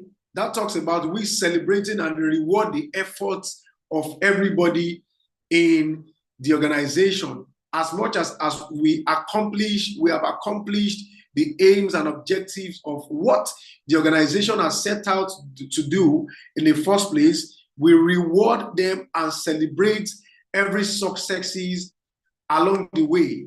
Okay, so that speaks to the challenges and of leadership. So we go straight into adaptive leadership. Let's go straight into adaptive leadership, talking about what is adaptive leadership. So there is a man called Ronald Heifetz and Matthew Lindsay. They defined adaptive leadership as the act of mobilizing a group of individuals to handle difficult challenges.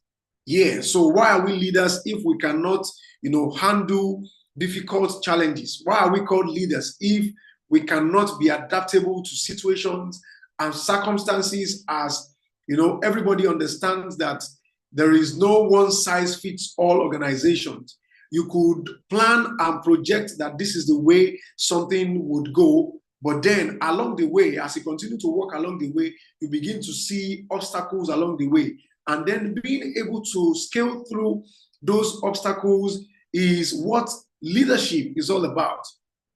Okay, being able to scale through those obstacles and move ahead, making sure that the organization and the teams that you lead, the projects that you are handling, either you happen to be, like I said earlier, either you happen to be CEOs of organizations, you happen to be, heading departments, you are a team lead, or you are an individual, working with an organization, being able to adapt to situations is what really matters as much as possible. That speaks to, adaptive leadership.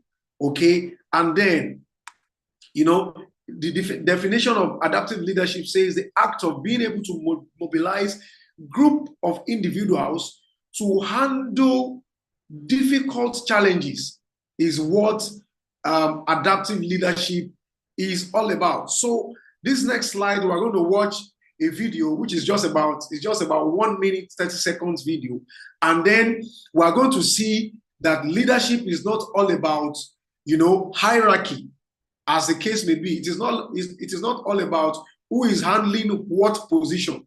It is about how you can influence people to be able to work.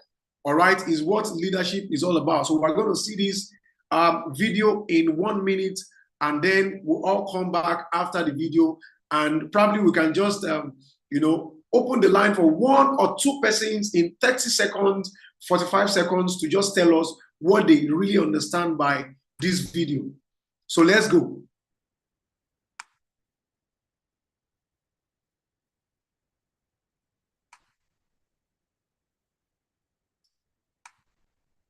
Are you able to play the video?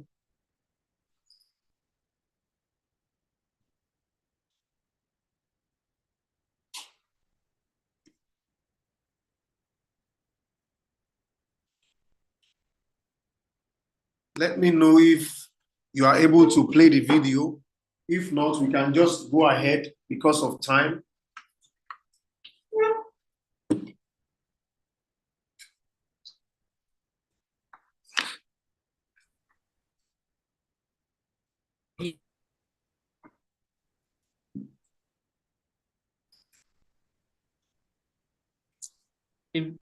If you can hear me, sir. I can hear you, sir. Okay, I am suggesting that we go ahead while the video comes later. All right, let's go ahead. Let's go ahead. Good. Yeah, so we were talking about, that leadership is all about influence. Okay, so okay, let's go straight to what adaptive leadership, the process of adaptive leadership. All right, so it says that before you take decisions in every organization, the first thing you should do is to first of all observe. Okay, when anything happens in every organization, in all of the teams that we lead, you know, the first thing to do, speaking to adaptive leadership process, is the first thing to do is to observe. Okay, and then you interpret what you have observed before you begin to intervene. Say, for example, there was a conflict in the organization. As a leader, the first thing you do is to observe what's the conflict or what brought about the conflict in the first place. Okay, and then the next thing to do is to interpret why the conflict happened.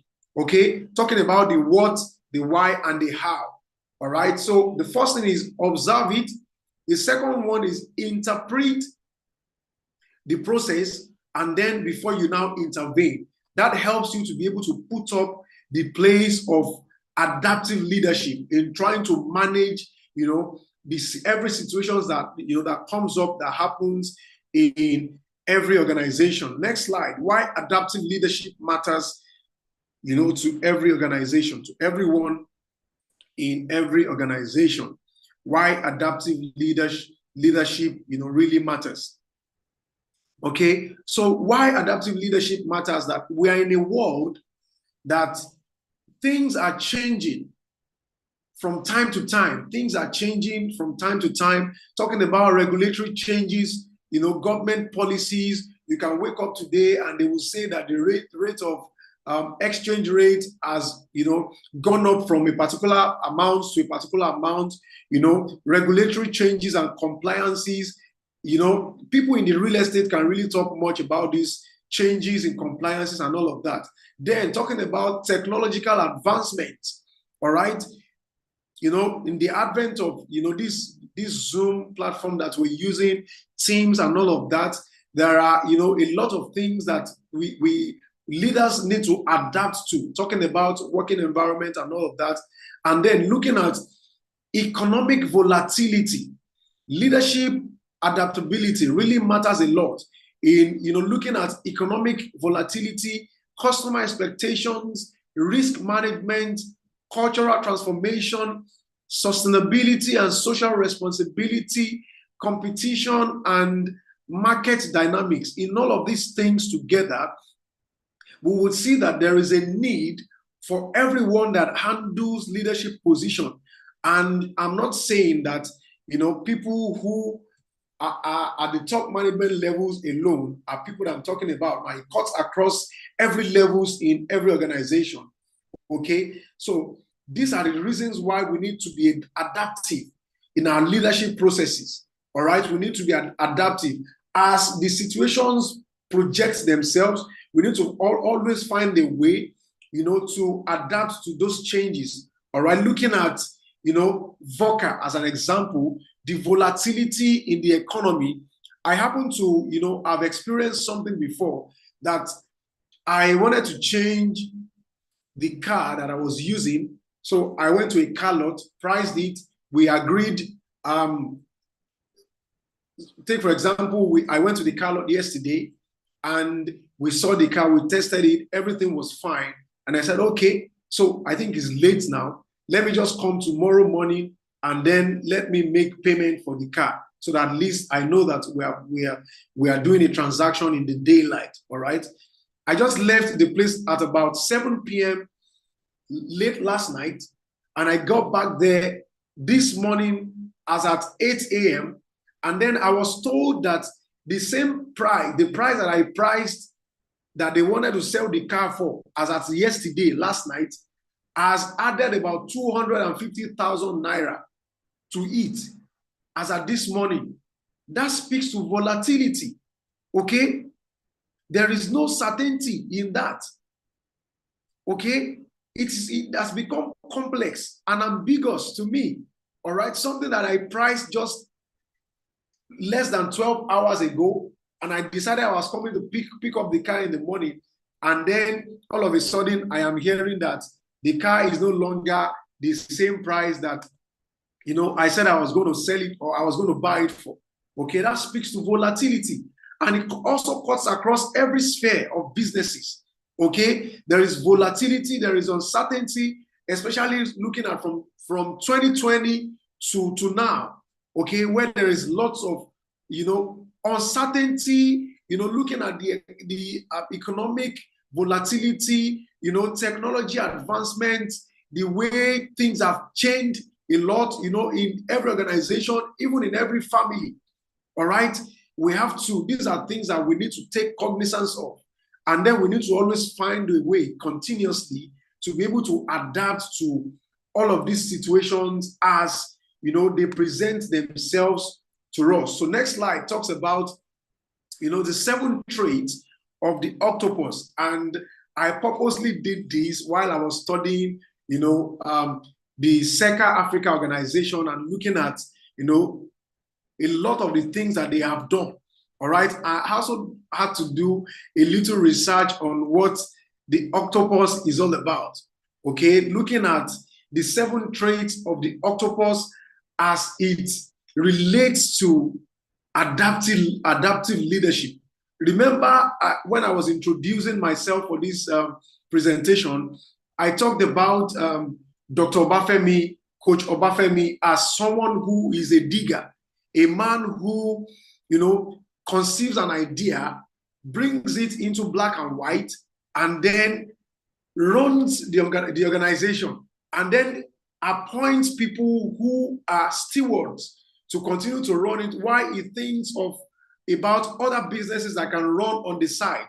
Okay, this speaks to the traits of the octopus. So it's the first thing they're talking about, the traits of the octopus as it relates to adaptive leadership, is that he has a camouflage ability. He says octopuses can change their skin color and texture to blend into their surroundings, okay, helping them to evade predators and ambush a prey. So over the week, I was also, on an Instagram webinar where Dr. Sam Obafemi was speaking, and he was talking about some of the skills that an entrepreneur should have. Okay, as simple as those things that he was saying were to people who were listening, it takes people who can dissect words to be able to know that he is speaking from the depth of the knowledge that he has acquired over the years, the depth of knowledge, experience, and all of the things he has gathered, the networks and everything that he has gathered. So this speaks to, the camouflage ability of the octopus being able to change, adapt to the situations that, that pushes themselves towards them at every point. All right. So that's the first thing there, the camouflage ability of the octopus. All right. So the second one is that they can regenerate. It says octopuses can regrow their limbs, okay, allowing them to recover from injury and continue to function effectively in their environment.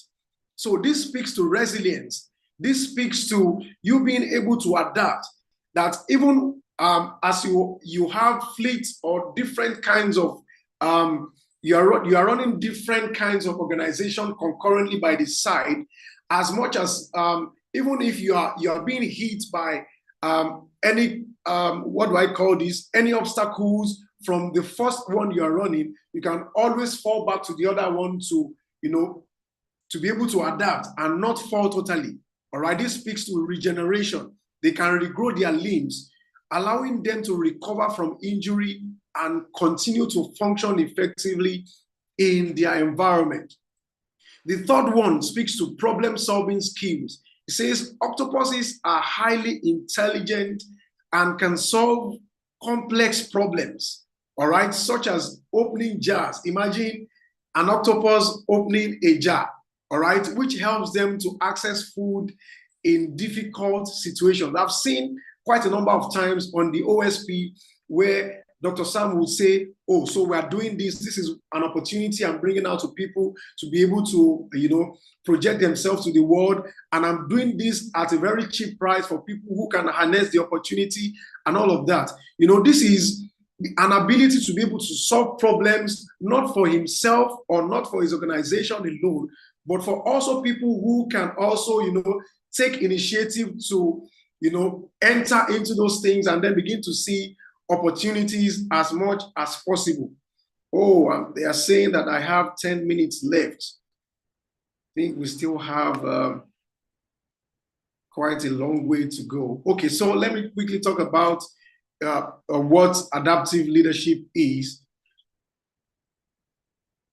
Can you please go to where we have leadership 2.0?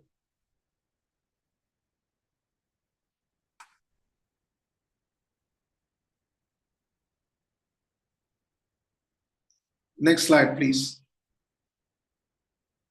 Yeah. What leadership used to be before is what we call core leadership, all right, where all we look at is strategy, actions, and results, okay? It is no longer the same in these days because of what has happened to us from the era of the COVID-19 and, towards this time that we are. Please go back a little bit up. Yeah, I'm talking about core leadership and adaptive leadership. That's what I'm speaking to now. So what leadership was before is core leadership, where we look at strategy, action, and result. And under the strategy, we look at vision, acumen, planning, and the courage to lead. And then under the action, it is decision-making, communication, and mobilizing others to work, all right? And then the results. Okay, but it is no longer the same. We are now in the era of leadership 2.0, where everything and all things that we're talking about is speaking to emotional intelligence, organizational justice, character, and development. Okay, so talking about emotional intelligence, it speaks to you being, first of all, aware of yourself. You are aware of your environment. You are able to manage yourself effectively and then manage other people that works with you. Okay, that is what adaptive leadership is all about, looking at emotional intelligence. And then organizational justice speaks to decision fairness, okay? Being able to share information among everybody that you work with. It is no longer the era of get all you can all you get, and sit on the can. I don't know if anybody understands what I'm trying to say here. Get all you can all you get, and sit on the can speaks to you as a leader getting information and hoarding the information from people who works with you, saying, oh, if I allow them to have access to the information, then what remains of me as a leader? That era has gone. We are now in the era of organizational justice, where information sharing is one of the most important things that makes organizations to thrive. And then the last one there is outcome concern. And then talking about character, and organizational development. I will quickly go to, because of my time, I don't know how we can quickly move to leadership sensitivity in the organization, talking about the purpose of communication.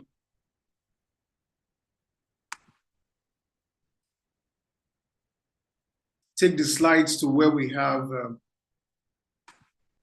leadership and sensitivity in organizations, looking at the purpose of communication.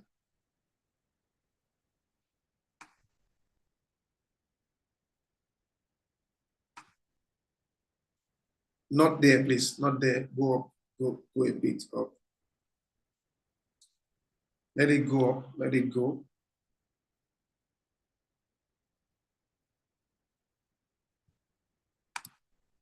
Okay, because of the time, I'm talking about leadership and sensitivity in organizations, speaks to the purpose of communication in every organization.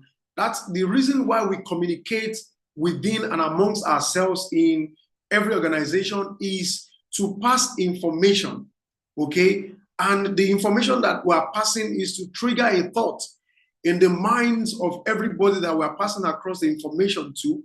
And after it triggers a thought, the thought should either be a positive thought or a negative thought, okay? And of course, we all know that the information that we're passing to everyone in the organization should trigger a positive thought in their minds and in their hearts. And it also should evoke an emotion in them. It should also lead to an action and then meet a defined expectation. Let me say that again. In leadership and sensitivity in every organization, the purpose of communication should be that it is to pass across information, and the information it is passing across is to trigger a positive thought in their hearts, and the thought should evoke a positive emotion, and it should also lead them to an action, and then the action should meet their defined expectation. And then, talking about leadership sensitivity, leadership and sensitivity in every organization, we have to also put up the place of emotional intelligence, okay? Like we all know that it is a new world now. Only a few people have experienced the pandemic situation before. So everybody is trying to adjust to, the situations that we find ourselves, okay? And then, the last one, like I read, is that happened to us was in 1918. And if anybody is alive today that lived in those years, that witnessed the pandemic, there won't be many. There can be more than 2 or 3. Okay, so this is not the time for us to grandstand as leaders. We do not have all the answers to every challenges that we face. Okay, so but the only way we can, face those challenges as we work in our organization is to engage our employees. Okay, and you would be amazed at if you seen that if you communicate effectively with your people, you'll be amazed at the kind of results that you would see, the kind of answers that you would get, and the kind of solutions that, will come to you handy. All right, that speaks to us, finding ourselves in a new world, and we begin to see how we can adapt to, to those situations. And then we are also in the era where we talk about mental wellness, which has become a very big issue in today's world. People are speaking about their mental health. We need to consider ourselves as much as possible, and talking about the mental wellness. It says, when as we are right now on this Zoom call, we can't afford to see you, we shouting at ourselves, employees and their leaders and all of that, not putting themselves together and all of that. And if you want to get the best from your employees, like I said earlier, you need to find a way to connect with them. Before you can connect with their heads to do stuff for you, you need to connect with their hearts first. Let me say that again, that before you can connect with their heads to do stuff for you, the first thing you need to do is to connect with their hearts. You need to be involved in their now, all right? Rather than just asking them for performance, okay? It makes them lose their substance. It makes them lose their essence of working with you. It makes them not see themselves as a part of, the organization, all right? So that is what this is talking about here, that we are in a new world where mental health is the talk of the town, all right, and all of this together. So I'm going to wrap up my engagement this morning by saying that we need to value up and find support groups where we can share our thoughts and ideas and see how much of what we can get from that. And I hope that the little I've shared with us this morning has been a little bit helpful for all of us as we, go back to our organizations and begin to, effect these changes as much as possible. So once again, I want to thank the Octopus Speakers Pool, Dr. Sam Obafemi, and the entire members of SECA Africa for giving this opportunity to be able to share my thoughts on adaptive leadership and the now of work. Once again, thank you very much. And I really do appreciate the opportunity. Thank you so much, sir. Thank you so much. Thank you I very don't know if much. my boss has something to say. Sir, good afternoon. Good afternoon, everyone. Well done, Mr. Sam. Well done for powerful presentation there. I hope everybody has been taking a lot from the sessions today. I've joined from the very beginning when Hajia Ramatu presented, and I have enjoyed every tip and advice and sessions that have been shared. And I particularly appreciate Mr. Sam for his dissecting of leadership conversations around business and managing the people in business.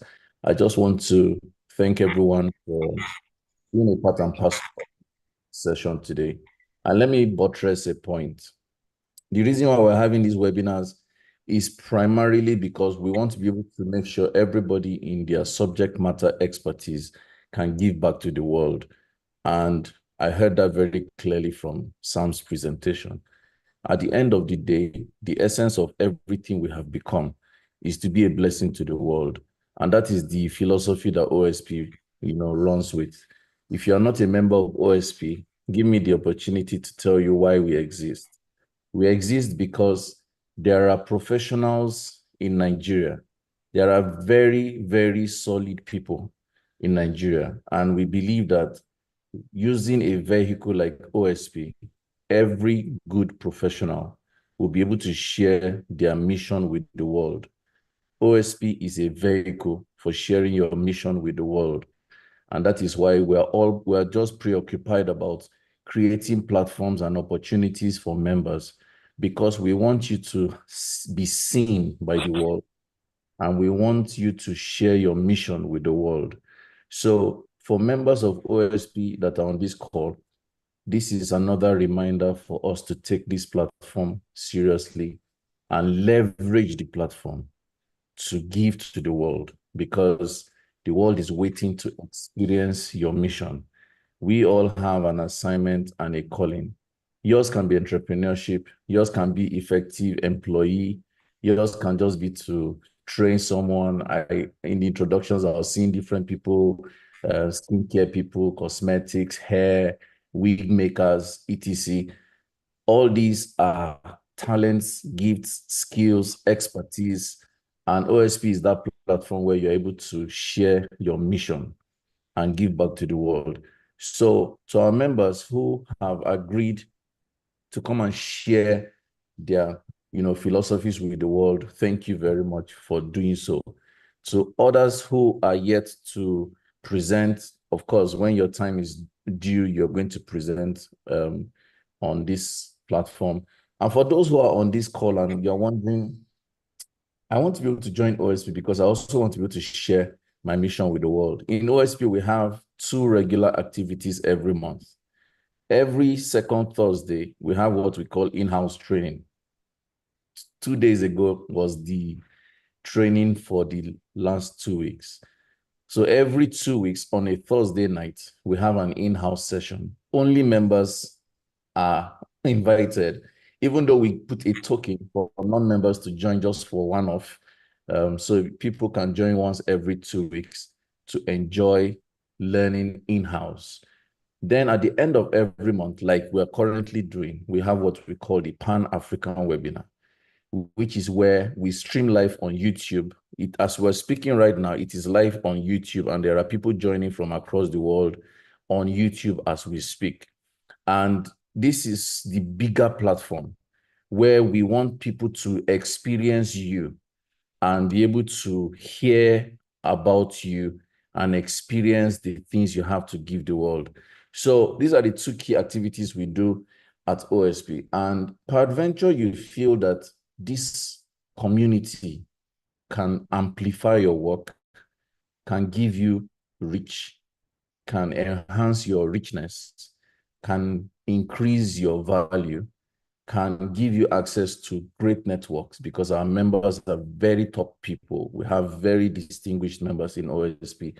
If you think OSP is in alignment with your future, where you're going, if you think that the community can amplify your voice, if you feel that the community can give you leverage, if you think that the community can give you advantage, if you think that the community can make you become better, then this is an invitation from me to you to ask you to join OSP. And I would love for you to take an advantage. So I'm going to give a one-time, offer to everyone that is on this call who is not an OSP member, just because I'm able to catch the live session today. I've missed OSP Pan-African webinars for a very long time. So today I'm just grateful that I can join in real time. So OBK is going to share details, but I'm going to give everybody an opportunity to join OSP today for just 150,000 naira. It's a one-time lifetime offer. To join OSP is usually 250K. But between now and midnight of today, my team would send reminders to everyone. You can join for just 150,000 naira. Remember, it is about leverage, getting your voice to be heard, getting work to be. Pastor Elijah, sorry about that. Ensuring that your voice is heard, ensuring that your work is seen, ensuring. Sorry, Pastor Elijah, can you check your device, please? Thank you. Ensuring that your work is seen, ensuring that your market is growing, ensuring that your network is being strengthened. This is the opportunity that we're making available. And as we wait for the last two speakers today, I'm waiting for Brenda and Ambassador Deborah. I can't wait to hear their presentations. I know it's going to be very valuable, just like Hajia Ramatu and Mr. Sam's presentations were very powerful. So once again, thank you for joining the Pan-African webinar. You won't regret it. I'm here. Let's go. OBK, thank you for the opportunity. God bless you. Don't forget, the offer I have made expires at midnight today. It is not going to be extended. So anyone who wants to take advantage of the offer, you have till midnight. It's a one-time offer, and your payment is once, and you never get to pay anything anymore. See you. Thank you very much. OBK, over to you. Thank you very much, sir. And thank you, Mr. Samuel, for that session on adaptive leadership. One thing that stood out for me was the fact that leadership has to be flexible as much as the principles have to be authentic and integral. But the route, the way we do things have to be flexible, which is why emotional intelligence, cultural intelligence, and all of the other tools come into play to help a leader know what to do at a particular point. And of course, with the changing culture, with the changing environment, the climate, several generations and all of that. And I'm happy you touched on that, sir. Thank you very much. Yes, the slides for the speakers will be sent in the Pan-African Webinar WhatsApp group. So I believe most of us are part of that. However, we can also do that via your email. So if you provide your email address in the comment section, we will reach out to you and you will have the slides. So just in case you want to have the slides for the speakers, that of Hajia Ramatu and Mr. Samuel, if they oblige, we can share their slides with you on the Pan-African Webinar WhatsApp platform and of course via email. Yes, the full name of the second speaker is Samuel Olabulo. I hope I got that correct, sir. Yes, you did. Samuel Olabulo. Okay, so you have it there. That is his full name. I am not, okay.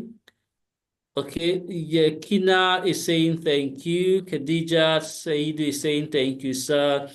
Awele Adima is saying thank you. So you have the feedback, sir. Obike, I'm going to give, sir. I think you are being generous by saying that they can get the slides. It's usually exclusive to only members of the community. But because you have already promised them, we're going to respect that. Our speaker slides are only the exclusive preserve of members of OSP, but because we like to keep to our word, we will go with what Obike has promised everyone. So from next month's webinar, just in case you didn't know, the only way you can have access to speakers' slides is that you're a member of the community. Already, this video has been live streamed on YouTube, so it's there, which means you can go through the video as many times as you want and see the slides that were presented. But if you want to now have these slides to yourself, you have to be a member of OSP. And let me explain why. So these speakers, we're not paying them to come and present at the Pan-African webinar. And it is just honorable that we respect their intellectual property. So it is not even an obligation for them to share their slides ordinarily, because it's not like we're paying for it, but they are being generous. And that is why we leave it within the community, because in the community, we are building each other and supporting each other. I have to be very frank to say, we don't owe people who are not members of our community when it comes to content and slides, because we have to respect the owners of the content and the slides, so, but already Obike has given this promise and we will respect that. So that was just for everyone to understand when we say we don't give slides from next month, so that you don't say, but September you gave slides. Now we say, well, I needed to correct that immediately. Thank you very much, Obike. Well done. Thank you very much, sir, for that graciousness. Thank you very much. Okay. The details for your payment, remember the offer is still on and you get to pay if you want to join the OSP, the discount and the details. Okay, so you have it there. Is in the chat. I am dropping it right away. So if I were you, I'm going to make sure that I make my payment immediately and not let it drag. So make a payment to Providence Bank, Seka Africa Enterprise Solutions. You have the details there. I'm posting it now. Okay. There you have it.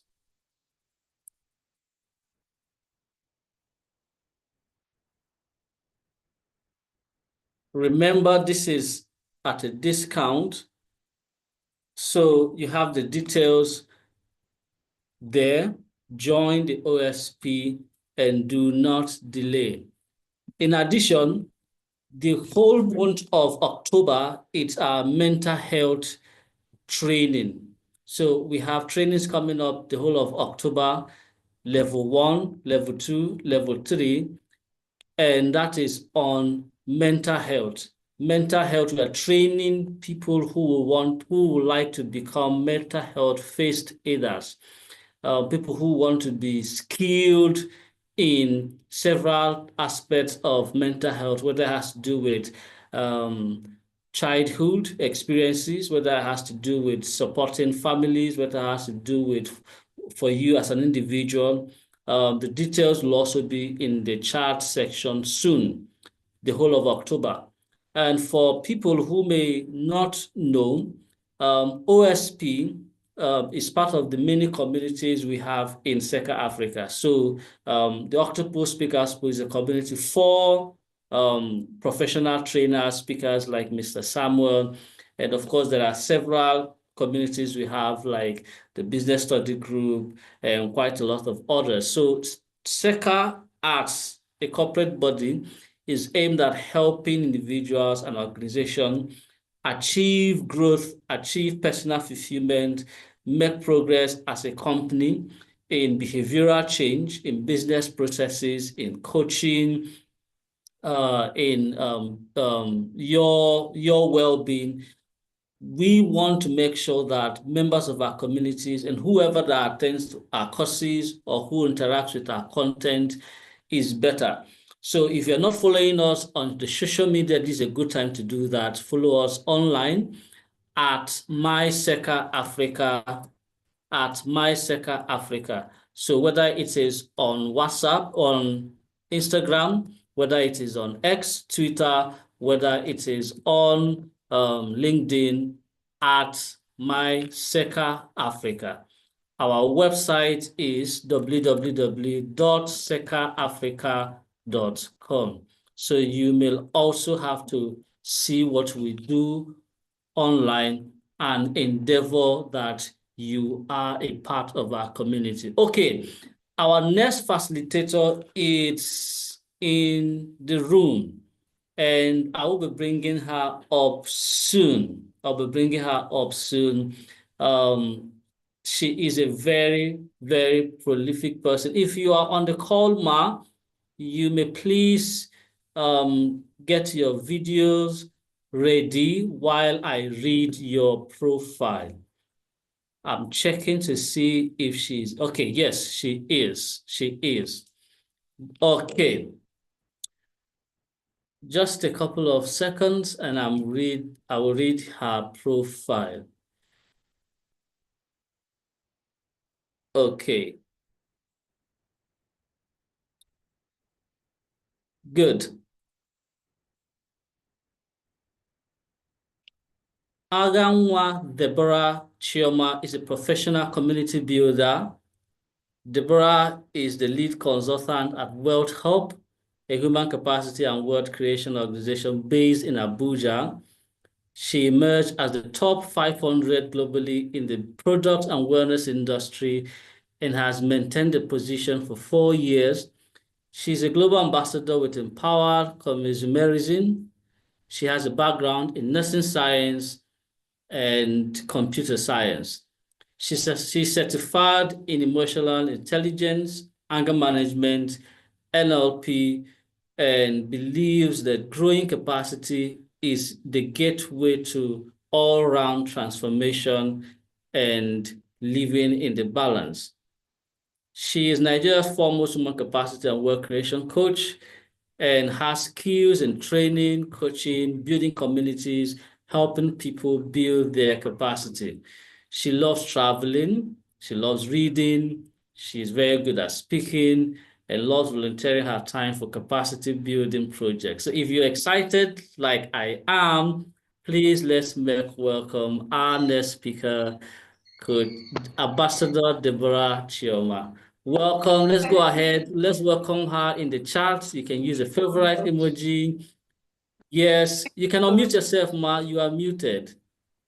No, I am unmuted. Can you hear me? I have 2 devices. Yes, please go ahead. Okay, please. OBK, please. Can you make my laptop co-host? All right. Thank you so much. Thank you so much, everyone. I don't even know how I was scheduled for this call, but it's okay. Like, I'm so excited being here today. It has been a very long time. My name is Deborah Chioma, and SECA Africa is home. Like, everything about my growth, everything I could say are part of the things that have shaped me to who I am right now. The journey started from SECA Africa. So I cannot even be whatever OBK listed without SECA Africa, honestly. I was thinking, is there a possibility that I can write my success story today and not talking about the impact of Eros Soccer from BSG? I think my first encounter with Coach Sam was from Mini BSG. I think we were the first stream of Mini BSG. And I just had a baby and I would be at home. I was supposed to be at home, Omugo. So I was thinking of the things to preoccupy my mind while I'm at home. I'm a doer.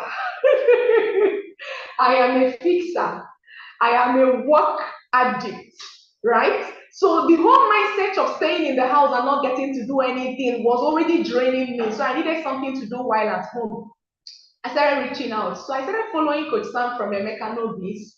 and how everything I saw about him, I was just following from the background.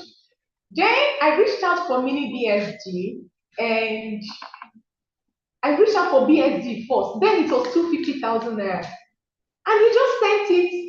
There was no, and I'm like, who is this person that is demanding for my 250,000 naira without even pleading about it? Everybody pay attention. If you're an entrepreneur here, this might be a take home for you before we even get into the conversation for the day. Like, there was this aura of confidence. You know how people put price on something, and then it's as if they have to haggle their prices and everything. When you practically focus on building value and you know the people you're meant to serve in the marketplace, you know, like, it's not a competition, right? So I saw this person that wasn't in a hurry to onboard any new person into their system. I saw this person that was selective of their energy, and I'm like, oh wow. At that point, I couldn't afford it. So I was just in the background waiting for something that is within my range then. I didn't believe that personal development is something you can spend millions on. Honestly, I'm coming from that place where personal development is free of charge, right? And moving into the space, and when I saw the mini BSG, I'm like, okay, let me latch in on that. And he gave me a discount because I had a baby that day. Thank you so much. I had a baby that period, right? Like, he just gave me a discount right now for OSP. Like, if you know what that means, you should join me into that offer. And that was my first experience. Coach Sam is a giver that don't get tired of giving. Coach Sam will teach you that as a giver, you need to set boundaries because takers won't be tired of taking. But guess what? I don't even know if he has boundary because he always gives and gives and gives and gives in stuff. Thank you so much, Coach Sam. Thank you, Seka Africa. Thank you, the whole team of soccer and everything. So my journey of growth over the past 4 years has been from mini BSG to BSG to, I now did life coaching certification. It was in the life coaching certification, I now did I gifted myself a personal coaching experience, which I brought my team in. And then from there, Coach Sam gifted me a masterclass in NLP. And that was my introduction in neuro-linguistic programming. And from there, I did neuro-linguistic programming with Innocent Mind, and it has been an awesome experience. I came back again and I did Soccer Supreme. I did all the bundle of certification courses in Soccer Supreme. This is not to market Seka Africa, but the truth is that you can encounter something good and you won't have to talk about it. One of the things that stood out for me in Soccer Supreme course was that child psychology, introduction to child psychology. And I'm like, where have I been all my life that I didn't even get to know about this thing before I started building my marriage? So there is so much. If you're someone who pays attention to growth, I think soccer is home. It used to be soccer. I think Seka Africa is home, and you should really, really take your personal development journey so serious. So I moved from that girl who didn't believe that I could spend millions in personal development to someone who have done a whole lot of certification courses that I don't even need on my job. You know how we look at these things, those soft skills, and we feel like we don't need them, right? I've spent so much in 7 digits, 7 figures, if not cumulative 8 figure. Yes, I've done 8-figure investment in myself when it comes to personal development within a space of 3 years, and all thanks to this amazing organization. So why are we here today? I was thinking, what is the message for today? I'm a nurse, but I'm practicing as a community builder, majoring in network marketing. If you can hear me, go and type network marketing on the comment section. I'm not here to talk about network marketing. It's a huge thing on its own, but I want to give you a summary of what I do as a community builder, using network marketing as a vehicle. I got married, and I had this personal perspective that I needed to be present to build my children, to imbibe the values I want them to embody. If you can hear me, type values. I'm not seeing the comments, I'm not seeing the chat. I just want to be sure we are here together and we're in this session, that I am not speaking to myself alone, that I have people who are participating. If you can hear me, go back to the comment section and type loud and clear. So growing up, I was that person that you go to school, you come back, my parents are there, to attend to us, homework and everything. So I cherish that bonding period and everything. My dad is an entrepreneur. He started business at the age of 16, got married at the age of 18. And then imagine that kind of setting, right? So I had so much to learn from my dad, from my environment growing up. There is so much about paying attention to kids and modeling your family the way you want it to be, that I wanted to replicate the same thing in my own family. So I made a decision that almost costed me everything about my life. I made a decision I was not going to practice my nursing career until my first child clocks 10 years. By the way, 25th was actually my wedding anniversary. We've done 14 years and counting. And then the first child, I was saying I wanted him to clock 10 years before I start practicing. Actually clocked 12 years this year, April 14th to be precise. And my daughter clocked 11 on September 25th, right? So that's to say that if I am to start living my life based on that plan I had for myself, I was supposed to have been 2 years into nursing practice because my son turned 10 April to be precise, right? So in the process, you know how we plan so well for wedding, but we don't plan for marriage, right? I was in that place where I was affected so much by this single decision I made, the decision that I was not going to practice.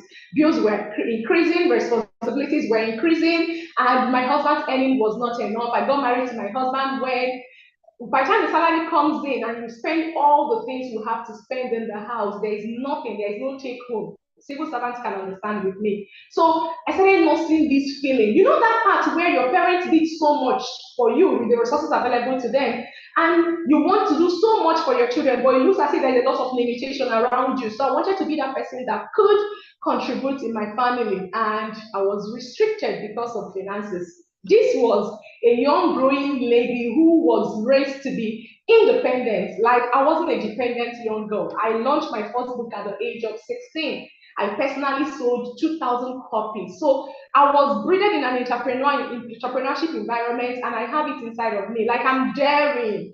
I take up challenges. That's part of the things that makes me tick. Like, right? So I was in that space and I wanted to solve those problems. So I started a business online, footwear and bag, and when Jumia and a lot of modern ways of doing businesses came up, it threw me out of business because those things I buy from company and I add extra 1,000, 2,000 profits, people started seeing it in Jumia and they started going for that lesser option. Then I lost my biggest customer, which was my immediate younger sister, to Jumia. She kept seeing the advert, and then she just like, "Sir, this is exactly the bags you sell." I said, "No, it can't be, because I can't be selling it exactly at company's price." Guess what? She said, "Let's try it. Let's buy first." And lo and behold, she bought, and it was exactly the same thing. So this whole embracement into embracing technology and everything looked like it wasn't a good thing for my business then. I would order these footwear from Malaysia, UK, and China, and then I will add my own profits. People will pay 50% before it gets to Nigeria, and then when I distribute, I will make my profits of maybe 50K, 100K every 2 weeks. So it was a good business, but I couldn't scale it, right?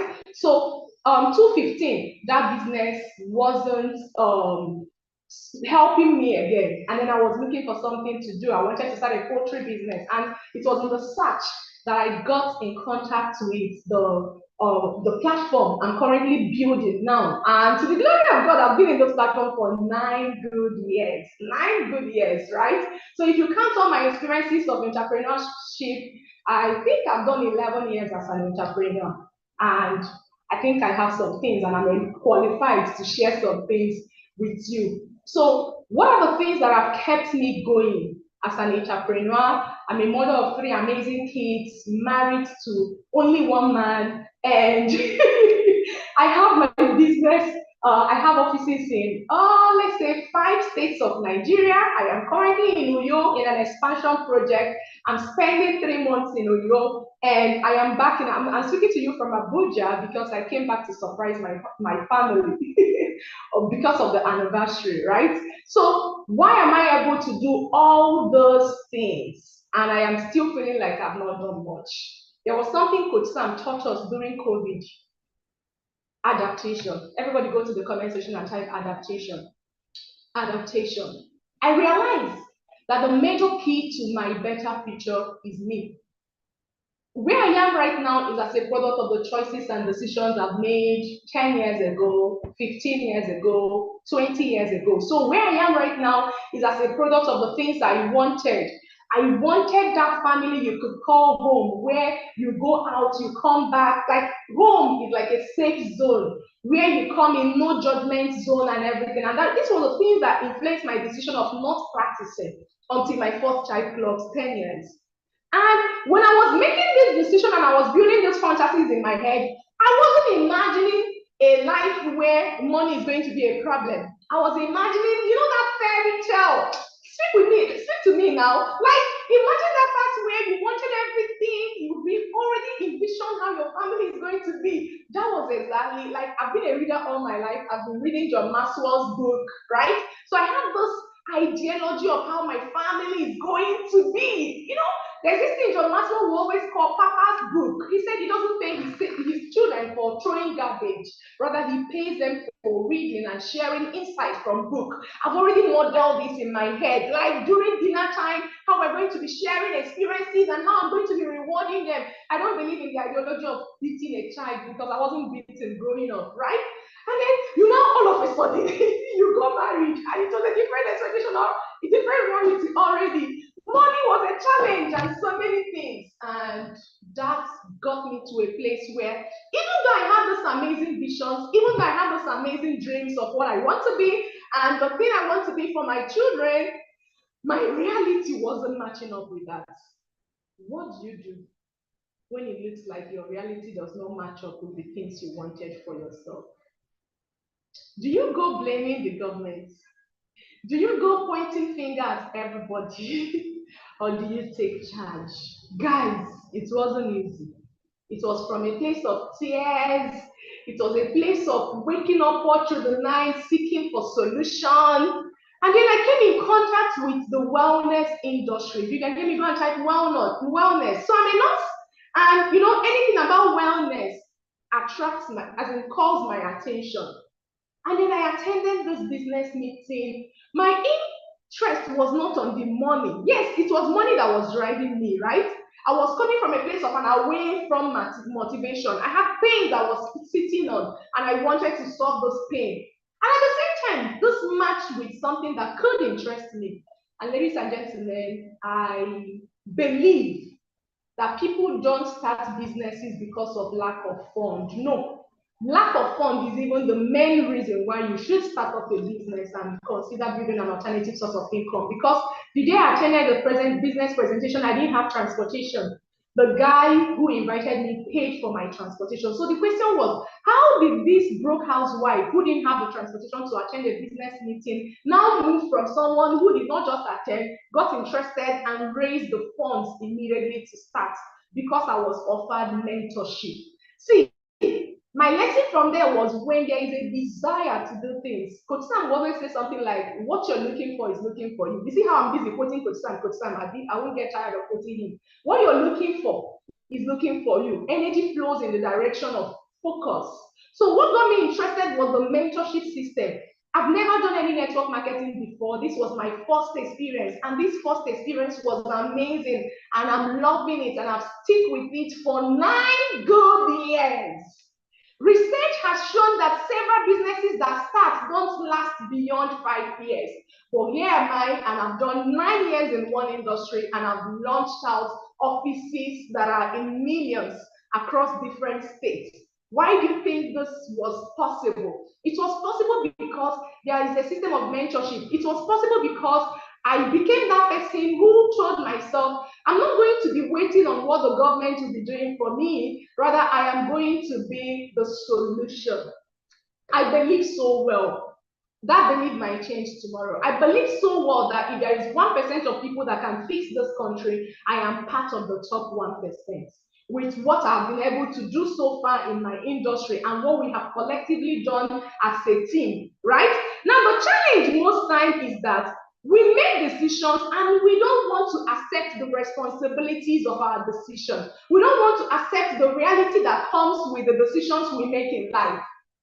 I would have been an entirely different person if I did not accept that the decision of staying at home to nurse my children and cater for them and invest in their growing up is practically the thing that affected my finances. I would have been at one spot, right?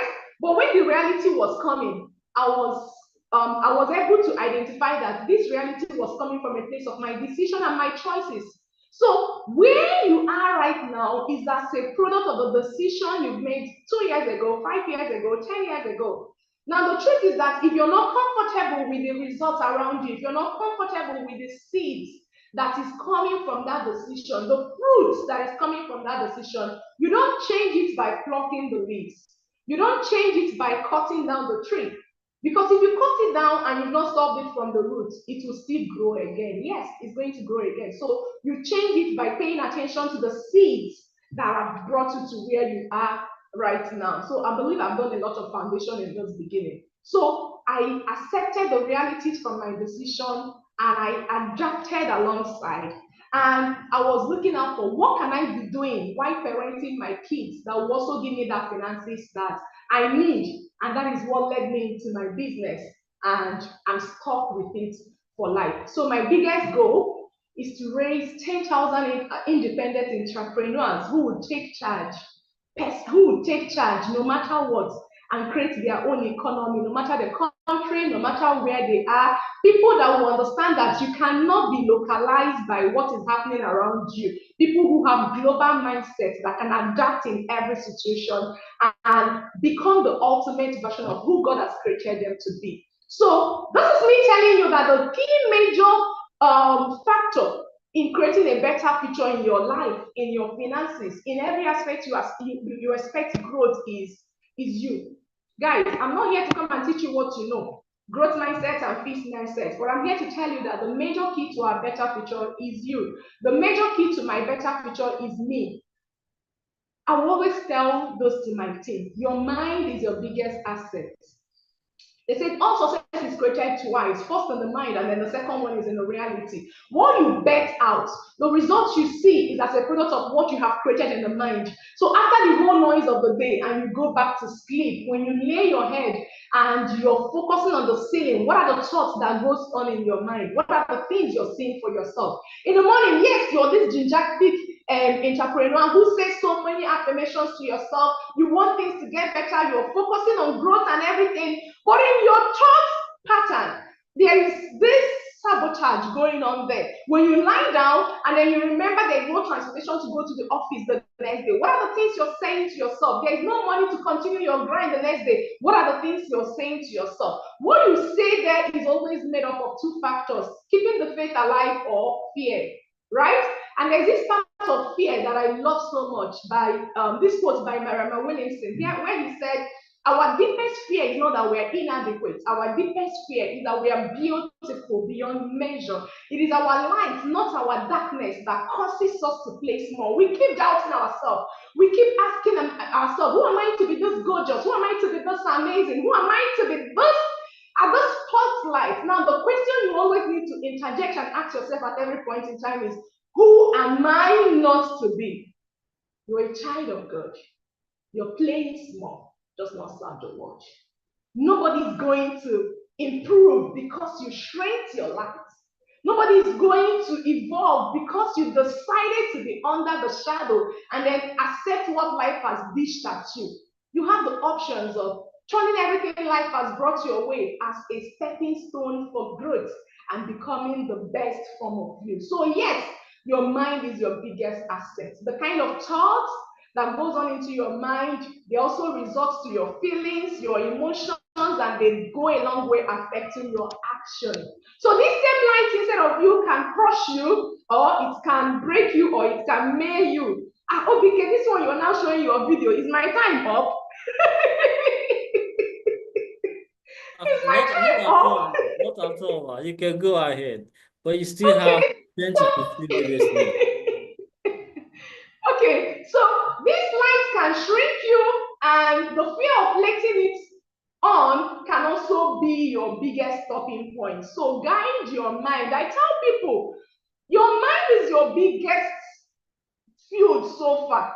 You can choose to build skyscrapers in your mind. Nobody can stop you. You know how we are good in pointing fingers, right? If you build skyscrapers in your mind, it's only you that is seeing these skyscrapers. What is pushing you is what you have seen in your mind so far. And as you're navigating towards that change you want, by the time you end up creating the results, people say, it's skyscraper you wanted to build, though, but at the end of the day, you end up seeing a bungalow. People will say, oh, well done, you've done so well. But guess what? You that is building, you know what you have envisioned in your mind. What people are going to be seeing at the end of the day might not even be up to 1% of what you have envisioned in your mind. But guess what? The result will be alarming. I do some things that people look at me and say, you're strong, you're this, you're that. And deep inside, I say, if only you people know. Like this Igbo, this is they used to say, so if only you know what I have envisioned in my mind, you won't even say you've done so well, right? So your mind is your biggest asset. That's my one take home I want you to go home with this moment. Your mind is your biggest asset. So guide your environment, guide the information that comes into your mind, guide the people. Like, don't stop giving people space in your mind to come and be dropping one poisonous seed in your mind. When you keep hearing these negative things and you're not objecting it, you're not challenging it, when you lie down, these thoughts will come at you. They will keep re-echoing in your head. So don't give room to people that will keep shrinking you and keep putting you down. And then the next thing is your environment.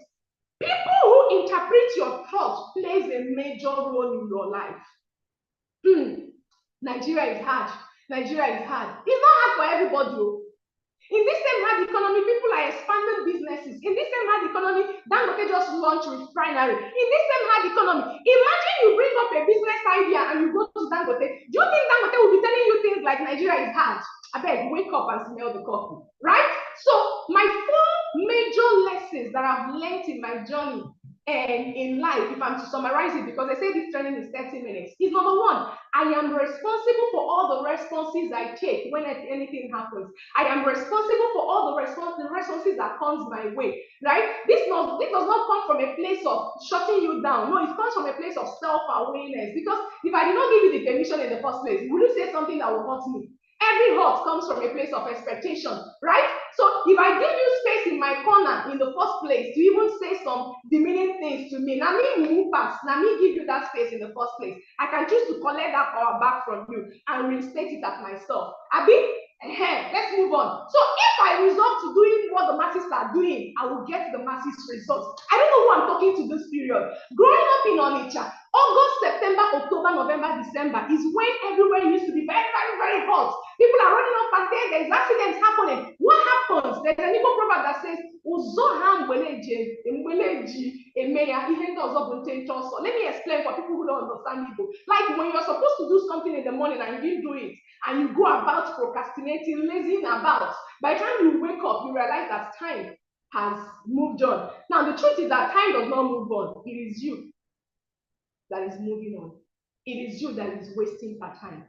So this is a wake-up time to say, a call to say, take charge of your life. Make every second count. Then number 3, until I add value to someone, I shouldn't expect any value in return. Life responds to value. Life is just an exchange of value for all living things. The trees are existing for a purpose. The reason why we have a lot of health impairments going on right now is because we don't have enough trees around giving us oxygen, undiluted oxygen. That's the challenge. That's a major part of the challenge when it comes to wellness. So everything in life is for a purpose. Everything has a value. God does not just invest in anything that is a waste. He does not. So what value am I offering in the marketplace? And there's this thing Coach Sam will always ask us when we come to classes. What do you do? What business are you into? And why will people choose to buy from you as against buying from your competitor? You have your business. Don't mind me, I'm an Igbo lady. So I would be putting in my languages in between. Like you have your own market, another person has their own market. Why would I choose to come and buy from you as against buying from your competitor? It has to be from a place of value. When people have tested your commodity, how do they feel? When you give your money to Coach Sam, even if it's 1 naira, the kind of appreciation, the way they will acknowledge your payments, the way they will follow up on you, you'll be asking yourself, it was only 10,000 naira book I bought now. But this is part of the value chain in their system that will make you to keep spending and keep spending and keep spending, and you will never get tired of spending. So I'm telling you ahead of time, we'll go and hustle, because this journey is a journey that will push you to change and become the ultimate version of yourself, right? And then lastly, every outcome is the best outcome that could have been, that could have happened. The only way you can change your outcome is by taking charge of your now. Embrace it with joy. Everybody can type embrace it with joy. Focus on changing the seed, not the fruit. You can't be so much concerned about changing the situation and you're not paying attention to who you are becoming. Hello, wake up. I was reading someone the other day, the person was like, Nigeria economy is not favoring business people, it's not favoring this. I said, I don't understand the same Nigeria economy you're talking about. In this same Nigeria economy, I expanded my business in Port Harcourt last year. In this same Nigeria economy, I paid for lease for an office, 40 million lease for an office, excluding setup, excluding POP and everything. That means I did a capital intensive expansion. Like my business. So this is me funding my business. In this same Nigerian economy, in less than 1 year, that office has produced 7 different offices. In this same Nigerian economy, I'm doing the same thing in Uyo. Even though, yes, Nigerian economy is playing a role. When I was expanding in Uyo, I was thinking maybe 4 million would be a good price for expansion. But I've done over 11 million expenses thanks to Nigerian economy. But you see, can it stop me? It cannot stop me. Oh no, it cannot stop me. It will even challenge me to become more. It will even challenge me to put in more value into what I'm doing. It will even challenge me to look out for how I can position myself. So let me give you this bonus. This is penning period. No matter what you do, this is a time to refine your craft. This is a time to position yourself and ask yourself, why will people choose to buy from me as against my competitors? Why will people choose to do business with me? You see, this time, all those ajo money, thrift money, contribution money that people have been saving from January, an average person that sells pure water has money now that they are going to be spending in Christmas. So instead of folding your hands and complaining about the economy and everything, so the question is, how am I going to create an edge? How am I going to position myself? What service am I going to be bringing that will make me eligible to collect the value? Maybe you see they are taking life. It's part of Nigeria economy, right? But despite the Nigeria economy, the alternative and the solutions you create for yourself, the alternative you create for yourself puts you in a place where you're adapting to change. This is a better practical way to explain adaptation. Yes, Nigeria economy, but you create solutions that can help you stay in business irrespective of the economy. Okay, I don't know if I've exhausted my time. So prepare for every season. The same way I knew Nigeria economy might affect my business, you have solutions that can help you stay in charge. Stay in charge. Stop giving people a say in your business. Stop giving people a control over your business. Stay in charge no matter what, right? And then prepare for seasons. There are 4 seasons in life: the spring, the summer, the fall, the winter. It is your mind that will prepare you to dominate each of these seasons and understand all these seasons and know how best you can make the best out of it. So instead of whining and complaining, decide to say, I'm going to be that 1% in my industry that will be creating a change. Decide to say that I'm going to be that part of people that even in my workplace, I'm not going to be accepting my work as the final end. No, who even gave you the idea that you work for 35 years and they will retire you? They will say you're useless. You're not useful again. Come and be going home. You can't be like that around Coach Sam, because Coach Sam will squeeze you and put you in a place where you can be so resourceful and start serving people with your value. So stop running away from investing in yourself. Stop running away from being in that space that can challenge you to become more. Like, do things that people consider difficult. I'm building in an industry that people consider difficult. Network marketing. This one, that one, that one. But do you know, sales skill is the highest paid skills in this life. If my business ends up, my company decides to fold today and say they're no longer going to be in business, guess what? I can never earn below seven figures, honestly, because of the life skills I've built over time. I can't look for a job. I don't have any need of going around with certificates. Why? Because of who I have become. Even in a space where people consider difficult. Wake up. Who are you becoming? where you are right now. I think I'm going to pause so that we can take questions and make it more interactive. So that my goal here today is that you leave this session and something is ignited inside of you. You're not going to be playing average. You're going to position yourself where before people will start singing, we wish you a Merry Christmas, and then you go into depression. You will be in a place where people will be coming because of the value you built over time. People will be coming and they will be giving you their ATM card. You'll be collecting money and not being at the other end. Thank you so much, OBK. Thank you so much. Soccer, I don't know, I keep saying soccer.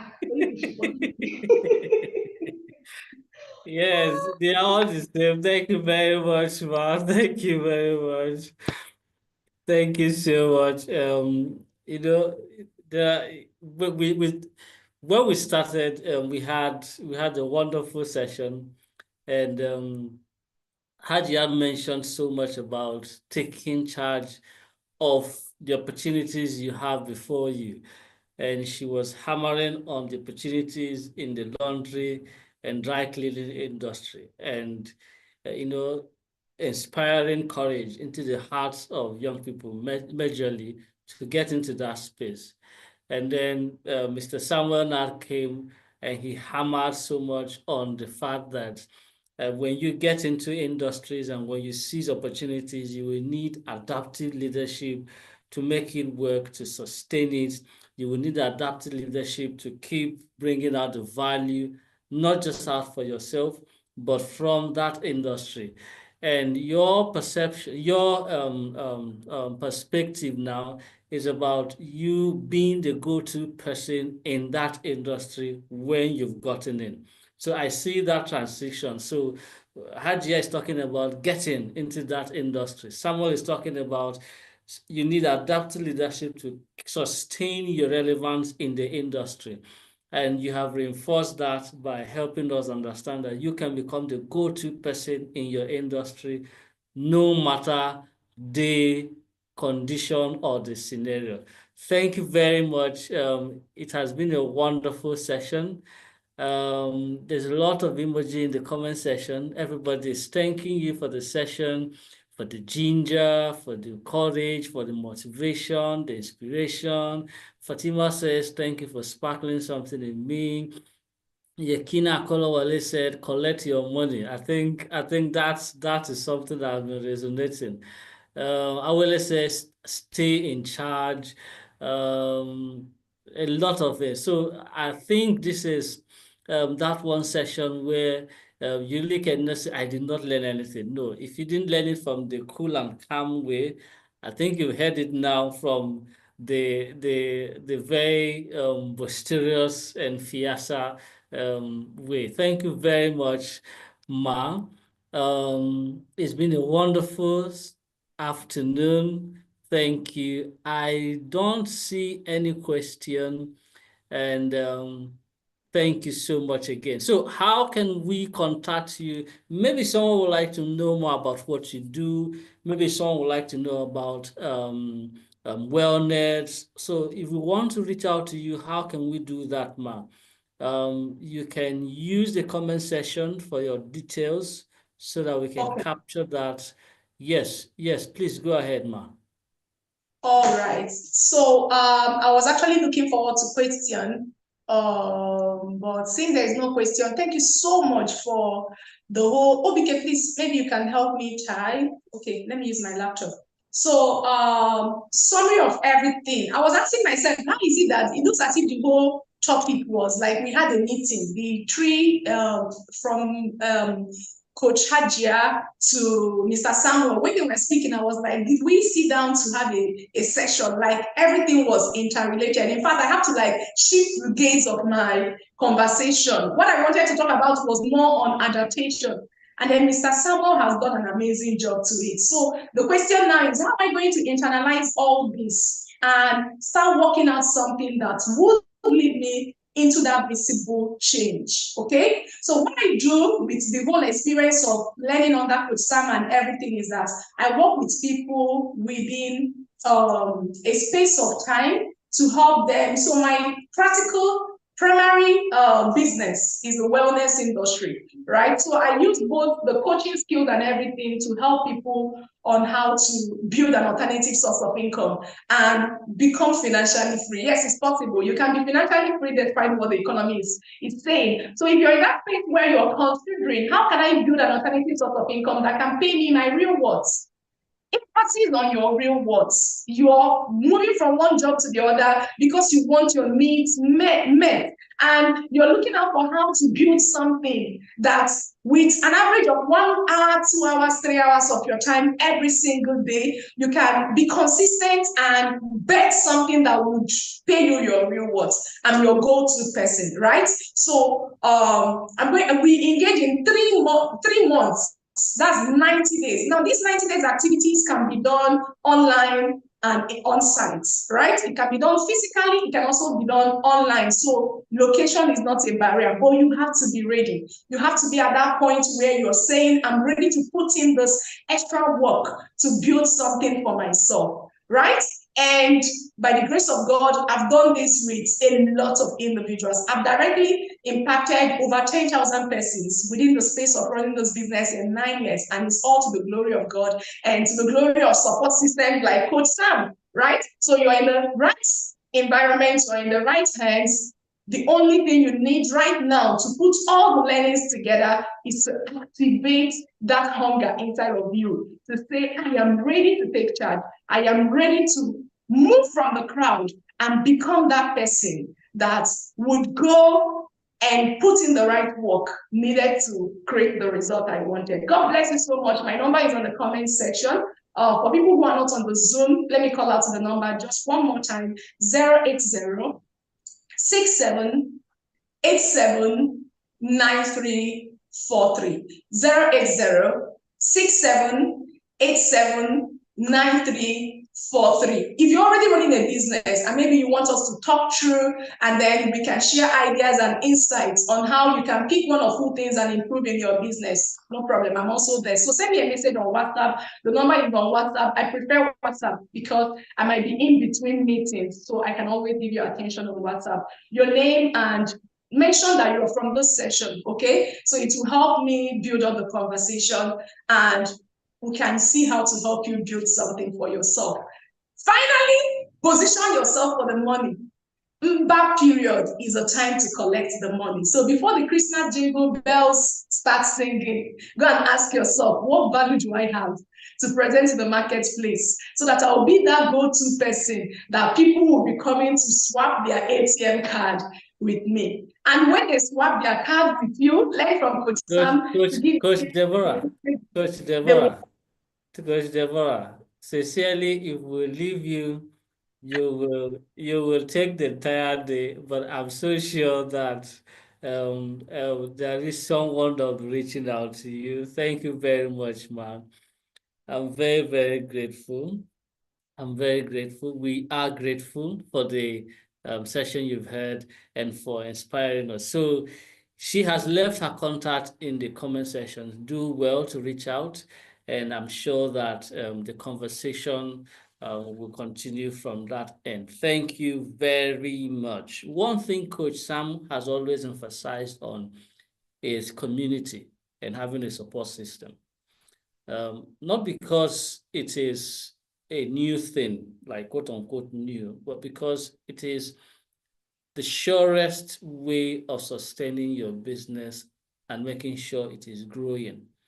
So whether he's writing a book on community, he's talking about community as your go-to tool for sustaining your business, whether it is via articles, whether it's via workshops, webinars, online courses. If you follow him closely, you find that that is what he has been hammering on.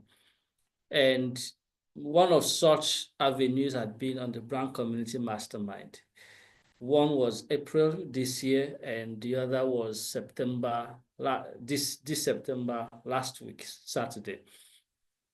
Everyone that had gone through that course or through that mastermind will attest to one thing, that it has given them more clarity as to what community is and what they should be doing with community in their businesses and organization. Everybody who has bought the book, Marketing Without a Budget, has always testified that the book had brought more insight as to what marketing is today and how they can use proven skills to improve their marketing. So you really do not have any excuse why you are not moving, why the organization is not moving, why your business is not moving. When you have tools that you can get a hold of, where you have classes, where you have webinars, where you have a lot of resources. So just in case you are wondering what is the next step, my recommendation would be that you join the next cohort of the Brand Community Mastermind. That is my recommendation. Hajia is giving out a copy of Marketing Without a Budget. The Brand Community Mastermind gives you that one-on-one session, not like alone, like you have other people in the class. It gives you that close range access to Coach Sam, and you are able to learn how you can practice community, the tools to deploy, the strategies to deploy, and what it can help you do for your brand and business. Cohort 3 is February 2025. That means you have 5 months to plan ahead. So you can start making that provision right now for cohort 3 happening February 2025. Non-SECA members are paying $250,000 to be in cohort 3. SECA members are paying $150,000, and of course, members of cohort 1 and 2 are paying $75,000. So that means if I'm doing 50,000 every month as a non-SECA member, the next 5 months, my 250 is ready.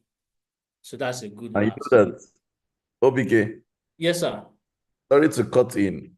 It's easier for them to become OSP members so they don't have to pay $250,000. That's just the logic behind that. Being members of OSP, which automatically makes you a member of SECA Africa, means that you have a lifetime of ridiculous discounts for every course or program that is run by SECA Africa. So instead of saving $250K to be in cohort 3 in February, you could as well join SECA Africa with the offer we made today. And then you're now just going to be planning for way less than, in fact, by the time you combine the offer today and the fee for cohort 3, the offer today and the fee for cohort 3 as a member, you would as well have just paid for cohort 3 as a non-member. So it's like getting 2 for 1. Thank you. Thank Just you to very put context. Thank you, sir. So the ball is now in your court. You have the opportunity, seize the opportunity. The details is already in the comment section. I will share that payment details again. So do not delay. Do not delay. Pay to become a member of OSP, and then you find out that is much easier for you now to be in cohort 3. Very, very important. Very, very important. Okay, I can see our last speaker. Yes, I can see her. Good afternoon, ma'am. I'm so sure that you are having a great day. While you get ready for your session, I would like to read briefly our next speaker's profile. When I saw her profile, I was like, wow, this is long, more like a textbook. So I'm going to, but I'm going to try and summarize it. I'm going to try and summarize it. Coach B, that's Brenda, is a lead wealth manager at one of the leading asset management companies in Nigeria. She specializes in leveraging her extensive background in customer relation management, communication, and media to generate and retain clients. With a Bachelor of Laws degree from Ambrose Ali University, Ekpoma, she brings a unique perspective to navigating complex financial landscapes. Beyond her role in wealth management, she is deeply passionate about personal development and empowerment. She's certified in life and healing coaching. She's a master practitioner in NLP. She's committed to helping individuals achieve their full potentials. She has certification as a master results coach, a master performance consultant, which enables her to guide clients towards personal and professional success. Coach B believes in the limitless potential of everyone and always push people forward to achieving their financial strategies through tailored coaching solutions. She's a lover of life, enjoys a good laugh, and strongly perceives that life is beautiful. I'm so sure that we are ready to learn from her. Good afternoon, Ma. How are you doing? Hi, I was going to say, I'm not sure if it is my bio that you have that you said is very long, because when I was hearing you read the one for Ambassador Deborah, I'm like, what kind of life is this one? Why did Chima set me up like this? But thank you so much. Thank you, Ma. You're welcome. I'm having such a great time here. Thank you. This is actually, okay, no, let me not say that so that Coach Sam does not come for me. But just in case you don't know, Coach Sam is putting me under so much pressure right now because I became a life coach under SOCA, which is now SECA Africa. So Coach Sam is, one of the people who have really, really shaped my life. And so the fact that I have to speak and he's listening, I don't even understand where I'm supposed to start from, because I was praying. I said, God, let Coach Sam not be around today. But it's so good to see you, sir. So good to see you. And hello, everybody. I hope we've been having a great time. When I joined in, I saw, I think it was Mr. Samuel speaking. When I saw his slides, I was like, what is happening? This man to do. And then I heard Ambassador Deborah speaking as well. I said, Jehovah, what are they going to leave for me to say? But I'm excited because I think that the foundation has already been set, right? I feel that just listening to her speak, she has actually made my job a lot easier this afternoon. So I'm so sure that we'll just have a very, very smooth transition on this one. And I want to talk about something that is very dear to my heart. It's a concept that came to me in, I think, a place of meditation. I'm not trying to sound deep or anything, but it's something that I title Unbroken Pieces. Unbroken Pieces. So when I was preparing for this session yesterday, I was so excited. Like I was, how they say they'll tell you that, oh, you don't want to miss this because something is about to happen, and I was feeling really pumped up for today's program. And then I got a call from someone who used to be one of my senior colleagues in the industry. I've not heard from him in a long time. And he reached out to me. I was like, hey, what's up? Good to hear from you. And then he was just like, Brenda, life has not been easy for me at all. A lot of things have happened. He has lost money. He lost his job. In fact, he was accusing me of not reaching out when he lost his job, whereas I didn't even know about it, And, so he lost his job. He lost his dad after a protracted illness after taking all his funds. And so it was just like, I felt, so at that point, I started to look again at what I was about to present. And it was just a few minutes ago that it made sense to me that call was actually a confirmation of the need for what it is that I'm about to speak on this afternoon. A part of me felt like, life is happening, life is happening to people. So for everybody that is here today, I want to welcome you, and I want to say that yes, life happens, and it's sometimes life it hits you off track, right? Sometimes life just comes at you really fast, and you're almost wondering what is going on, right?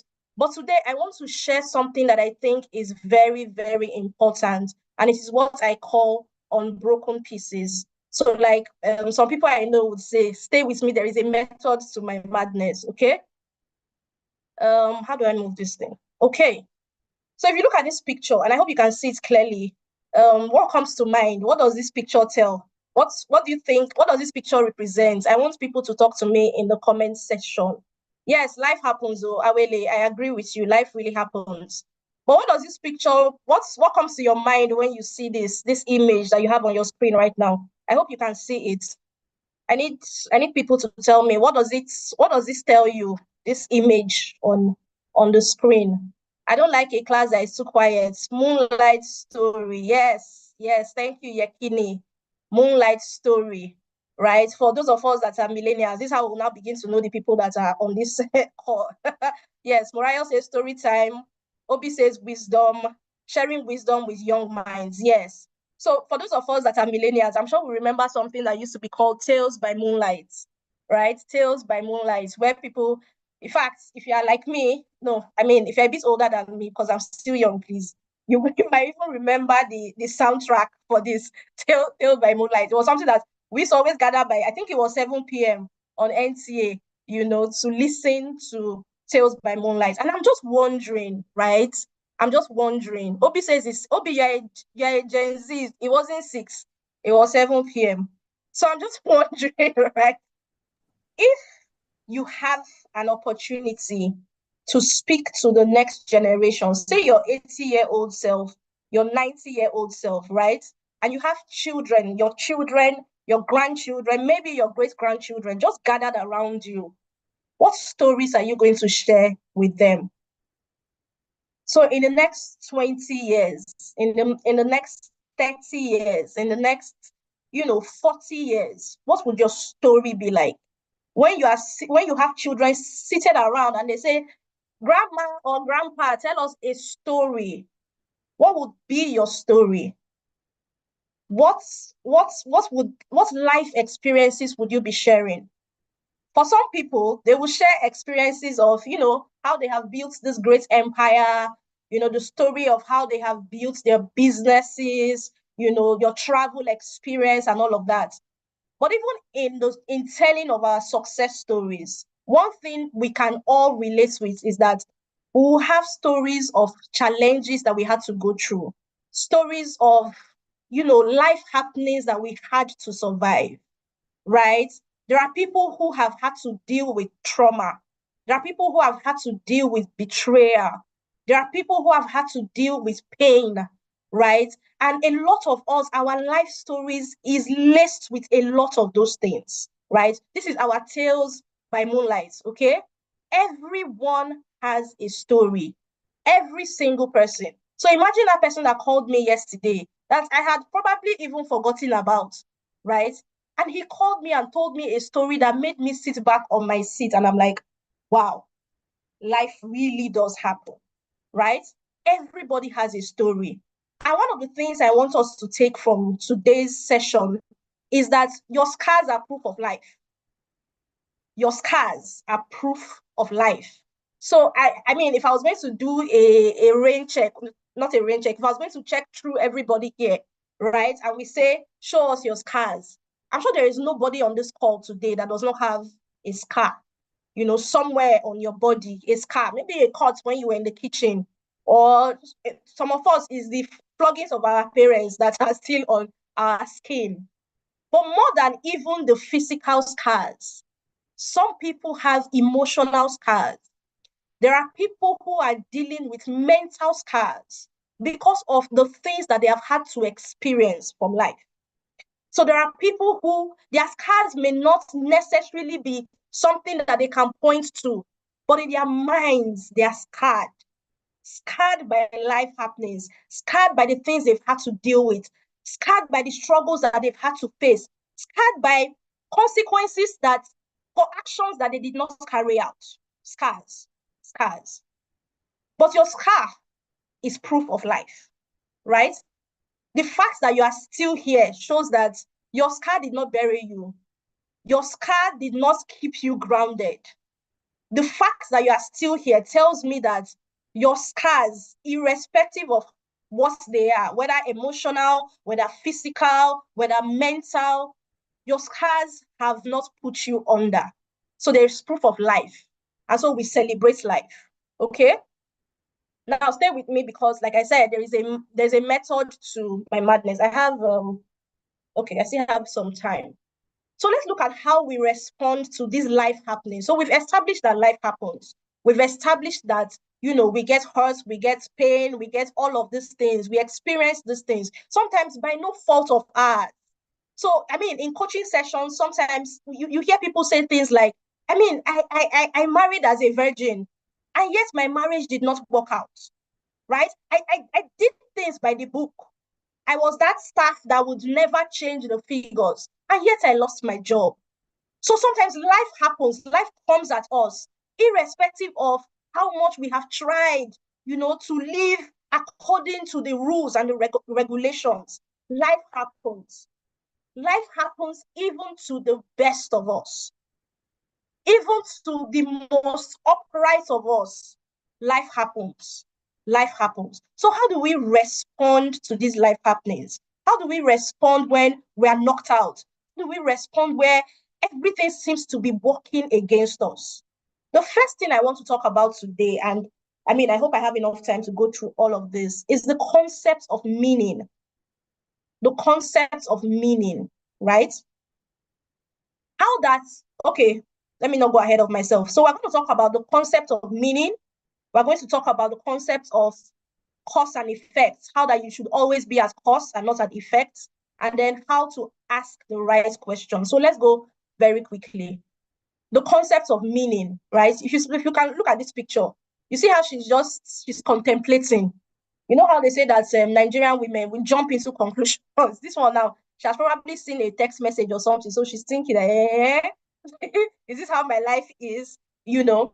So a lot of us, hi Judith, I see you. A lot of us we're giving meanings to things in our lives, to the happenings of our lives, to the things that have happened to us. We have interpreted them one way or another. Now, nothing, right? Nothing has a meaning except the meaning that you ascribe to it. Nothing has a meaning except the meaning that you ascribe to it. And let me explain. So if I walk into a room, right? Maybe I walk into an office or I walk into a room and there are people there, and I say to someone, "Hi, good afternoon," and the person ignores me. I am at liberty to interpret that any way I want to. So there is a part of me that is going to look at her and say, "It's not your fault. Look at this human being. Who does she think she is? Look at this one." Right? I have ascribed a meaning to it. I've ascribed a meaning that, who the hell do you think you are? That's the meaning I've given to that situation. That this one thinks that she's better than me. You know, do you even know how much I have? Do you know who I am? If we were outside, would she be able to? Do you understand? That's a meaning I have given to that situation. But I could look at it and say, I hope this girl is okay. This one, she didn't respond to my greeting. This banking job self, I don't know. I think they stress these people out a lot. That's a meaning. That could be an interpretation I've given to that situation. Or I could even say, is it that my voice is not loud? And I do that a lot to myself. When I say hi to people and they don't respond, I'm like, it's like this, my voice is not even loud. Why is it that people don't hear me when I greet? What does that do for me? It doesn't leave me with bitterness. It doesn't leave me with anger. It doesn't leave me feeling like I need to fight. I need to bring this person down, or I need to show this person who I am. I just give a meaning to it. So nothing in itself, right, has a meaning except the meaning you ascribe to it. So for instance, a person has a bad marriage, right? And you have to deal with a divorce and all of that. You can choose to interpret it as my life. You see, things don't always work out for me. I don't think love is for me, right? So anything concerning love, I've removed my hand. I wash my hand, I wash my feet. Or you can interpret that situation to say, okay, now that this has happened, I think I am better empowered going forward to make the correct decision. Or now that I know what it is like to deal with a divorce, I can help those who are coming after me. Meaning. Meaning, how you interpret the happenings of your life. I know for some of us, we are dealing with really, really crazy stuff. See, I've had encounters with people. I've sat in consultation rooms with people. So I hear stories. And I know that there is a lot of craziness going on out there. In fact, there are some times when I newly started, sometimes after a session, I start crying because I'm like, God, what kind of life is this one? Right? Because people are going through it. But you need to understand that the meaning that you ascribe to the happenings of your life will either empower you or disempower you. So what does that mean? That as humans, we are meaning-making machines. We are wired to. I remember when I was younger, we used to always say to my mom that mom used to read meaning into things too much. You create meanings. You create meanings from things. So a person walks into a room and the person is like, hello, good morning. One person is looking like, who is this one? As in, why is she shouting? What's so special about this one? Another person is like, oh my God, I love her energy. What does that mean? It is meaning. It is why two people can go through the same situation and react differently. Why? Meaning. You get pulled over on the road by road safety. In your mind, you are boiling. Like, why are they stopping me? For what? Is it because it's Corolla I'm driving? Meaning, right? And how do you interpret these things? Please, if you are here, say something on the comment section. Everybody's quiet. I can only see myself, so I need to know that, okay, OBK, I see you. You need to understand that the meanings you give to things, it will either empower you or disempower you. And I'm going to speak more on that, in going forward. But just understand that the situations that you are going through in your life, they are waiting for you to interpret them. They are waiting for you to say, this is what it means, or this is what it does not mean. So you are a meaning-making machine. Thank you, everybody. I see you on the comment section, right? Now, the next thing I want to talk about is the concept of cause and effect. Again, stay with me. There's a method to my madness. The concept of cause and effect. For those of us who are NLP practitioners, I'm sure we've come across this over time. How that you should always be at cause and not at effect. What does that even mean? It means that, like Ambassador Deborah was saying, Nigeria is happening. Nigeria is happening. Things are happening in Nigeria. They're increasing the price of fuel. They are increasing everything they can increase. Electricity tariff is going up. Everything is happening. But if I take it like, Nigeria, this country self, I don't even know why they gave birth to me. I remember one day we were watching a football game when I was very young. And, that time when Nigeria will be playing and you feel like slapping the players on the pitch. And I remember my brother was so frustrated. And at some point, he was like, why did they even give birth to me in this country? His frustration was so, like, I laughed that day. I can't never forget it. Like, he was like, why did they even give birth to me in this country? Because the Nigerian team, they were just playing rubbish, right? But that is you being at effect. Everything is happening to you. Everything is happening to you. Your car breaks down, like, hey, my car, just everything is happening to you. So you feel you're at effect. You are just there. Life is just happening. People are betraying you. People are breaking your heart. Things are just, your partners are stealing from you. Everything is happening to you. So you're at effect. You're on that part where you're like, who will help me? Or who will save me? What is happening? Right? You can see there. You are more powerful than you think. You're not giving yourself enough credit. So you're seated in a place, you're a victim in your story. You're a complete victim in your own story. You say it's because of, it's because when my father left that time. And please, I am not taking away from the depths of some of the traumas that people are having to deal with. I'm not taking away from it at all. It's hard. It's hard. I promise you, I get it. I really do. But you cannot continue to be in this place where everything is happening to you. Because what's next? So for the last 5 years, we have been hearing about how, it was because you lost your job. For the past 6 years, we have been hearing, it's because this thing happened to me. You have thrown all of those pity parties, and it's okay, we get it. I remember listening to someone once, and he said he lost his wife. He practically watched his wife die. But he knew that if I stay in this place, I mean, everybody would understand. If anybody comes to me and I say, it's because my wife died, everybody will get it. And they will leave you alone. But he said, no, there is something more. There is so much more that I can do. Right? And so he did not allow that to stop him. Now, I respect the fact that a lot of us, we need time. Some people need time. Some people, and I'm not taking away from that. But then, what next? How long are you going to be on this point? How long are you going to go around this mountain? How long are we going to keep hearing that story? How long? How long? How long? And so some of us have learned how to be helpless. It's called learned helplessness.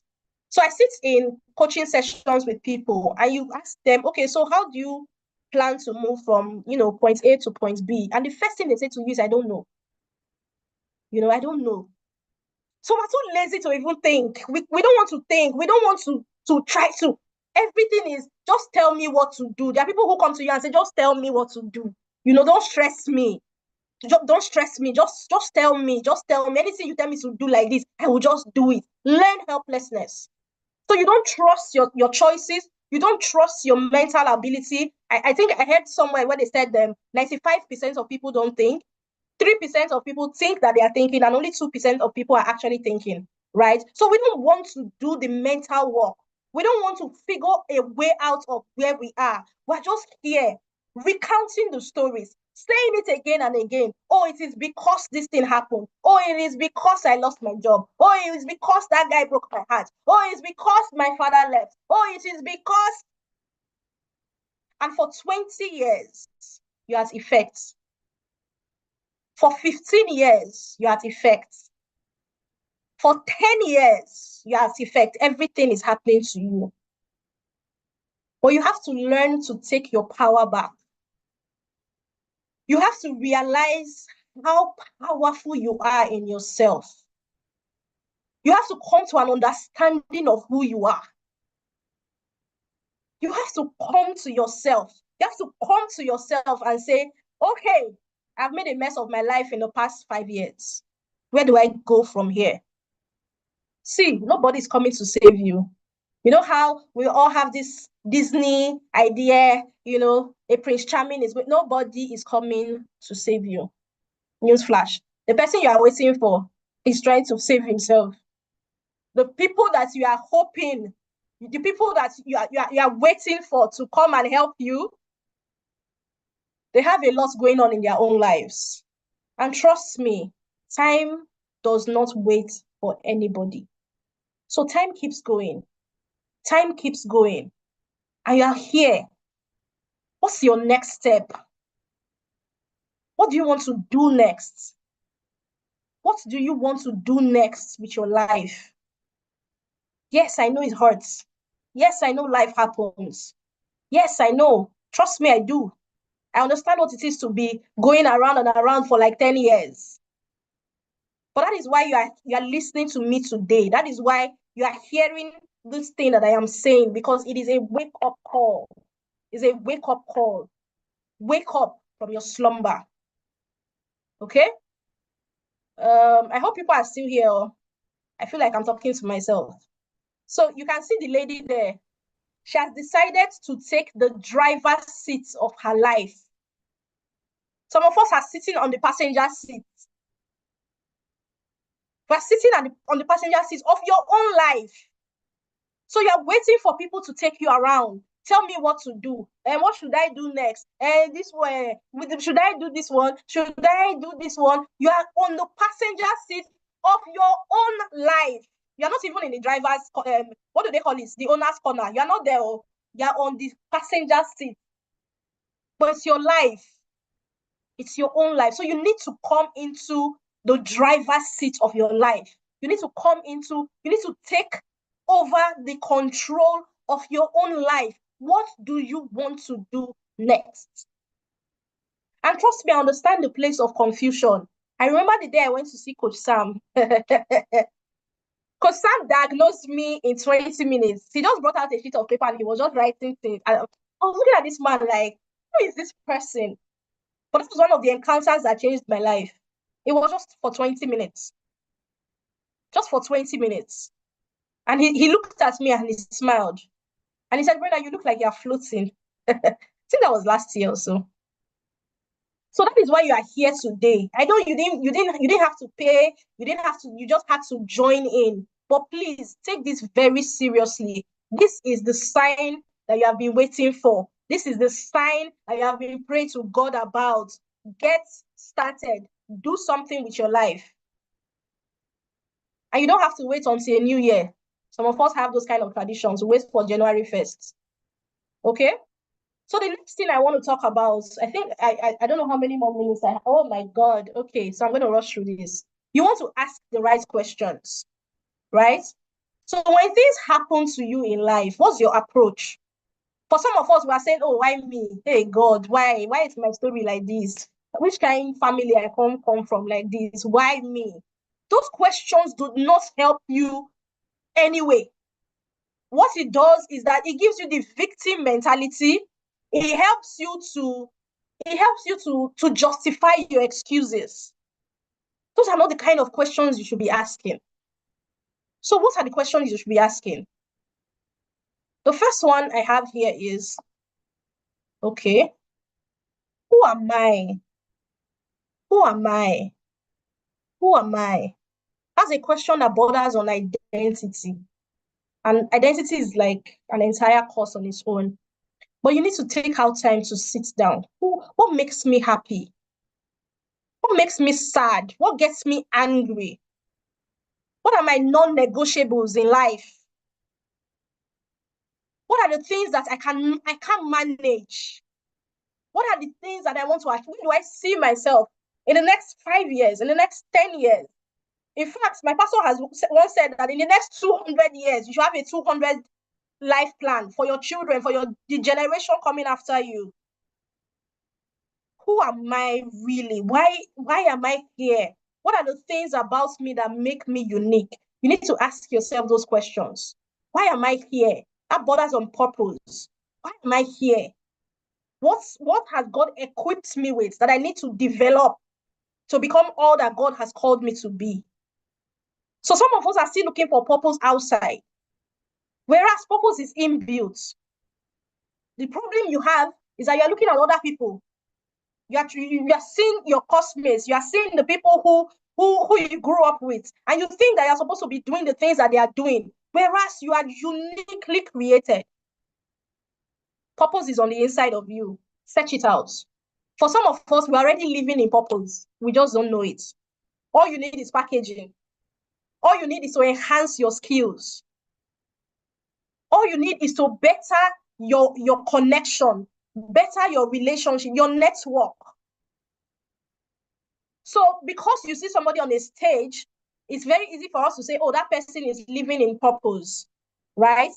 But because you don't have that kind of stage, you think that you are not living in purpose. Whereas you are on chapter 1 of your life story, or chapter 2 of your life story, where you are building capacity. But by the time you begin to compare yourself with others, a good book I know says, you're not wise. So you will continue to think that you are not doing enough. You continue to think that you are not good enough. You continue to think that, oh, maybe this is not what I'm... Again, back to the question of identity. Answer that question of identity, the question of purpose becomes easier. And then you want to ask yourself, what did I miss? This is accountability. What did I miss? Okay, I got into a bad marriage. What happened? What role did I play in it? Oh, my business failed. What role did I play in it? Yes, maybe there was a hike in fuel price and it affected things. But what role did I play in it? What did I miss? What did I miss? What was I supposed to be looking out for? Were there signs that I ignored? Were there policies that I read about but I didn't pay attention to, and therefore I am stuck where I am? Accountability. What did I miss? What did I miss? And then you ask yourself the question, what am I becoming? Right? After all is said and done, I have had to deal with this thing. I've had to deal with that. This has happened, you know. It was rape, it was betrayal, it was hurt, it was abuse, it was all of those things. What has that made me? Have I become a bitter person because of it? Are people afraid when they come around me? Are people careful when they're around me because of the monster that I have become? What am I becoming? What has life turned me into? You need to audit yourself. What am I becoming? Am I becoming an angry person? Am I becoming, you know, an afraid person? Am I afraid of living life? Am I afraid of making decisions? Am I afraid of everything because of something that happened to me in the past? What am I becoming? And you have to see, to your own self be true. You can try to package for everybody else. You can try to package for everybody that comes around, but to thine own self be true. You have to be raw with yourself when it comes to these things. Tell yourself the truth. The places where you don't even have an idea, look for a training, attend seminars, pay for things, develop yourself. Because the world is waiting for you to happen. And you are wasting our time, right? So if you remember, I started this by saying that the topic was the unbroken pieces. And if you remember the picture in the front, it had shattered glasses. And that's where a lot of us are. We're broken, we're shattered. You know, our heart is broken. Our trust is broken. You know, a lot of some people have lost peace of mind. Some people have lost sleep. There is a lot of brokenness around. But let me tell you this. Let me tell you this. With all of those brokenness, there is something called the unbroken piece.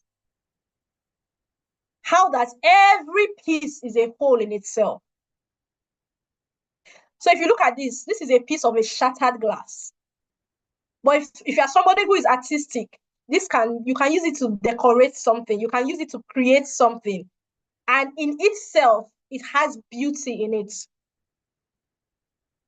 So in your trying to gain wholeness, which is a lifelong journey, I present to you the idea that those broken parts of you in itself carry wholeness. That every piece is whole in itself. So yes, your life may have had to deal with trauma, but there is a beauty through that story that can be created. There is impact that your trauma can create. There is, okay, Coach Sam has turned on his camera. That means my time is up. But okay, I'm rounding up. I think it's the last slide. There is something in you that can still create what you want to create. So I'll round up by saying this. I read a story in a book about a man who was on a mission. And he was in a ship with about 120-something people, or 216 people, I can't remember.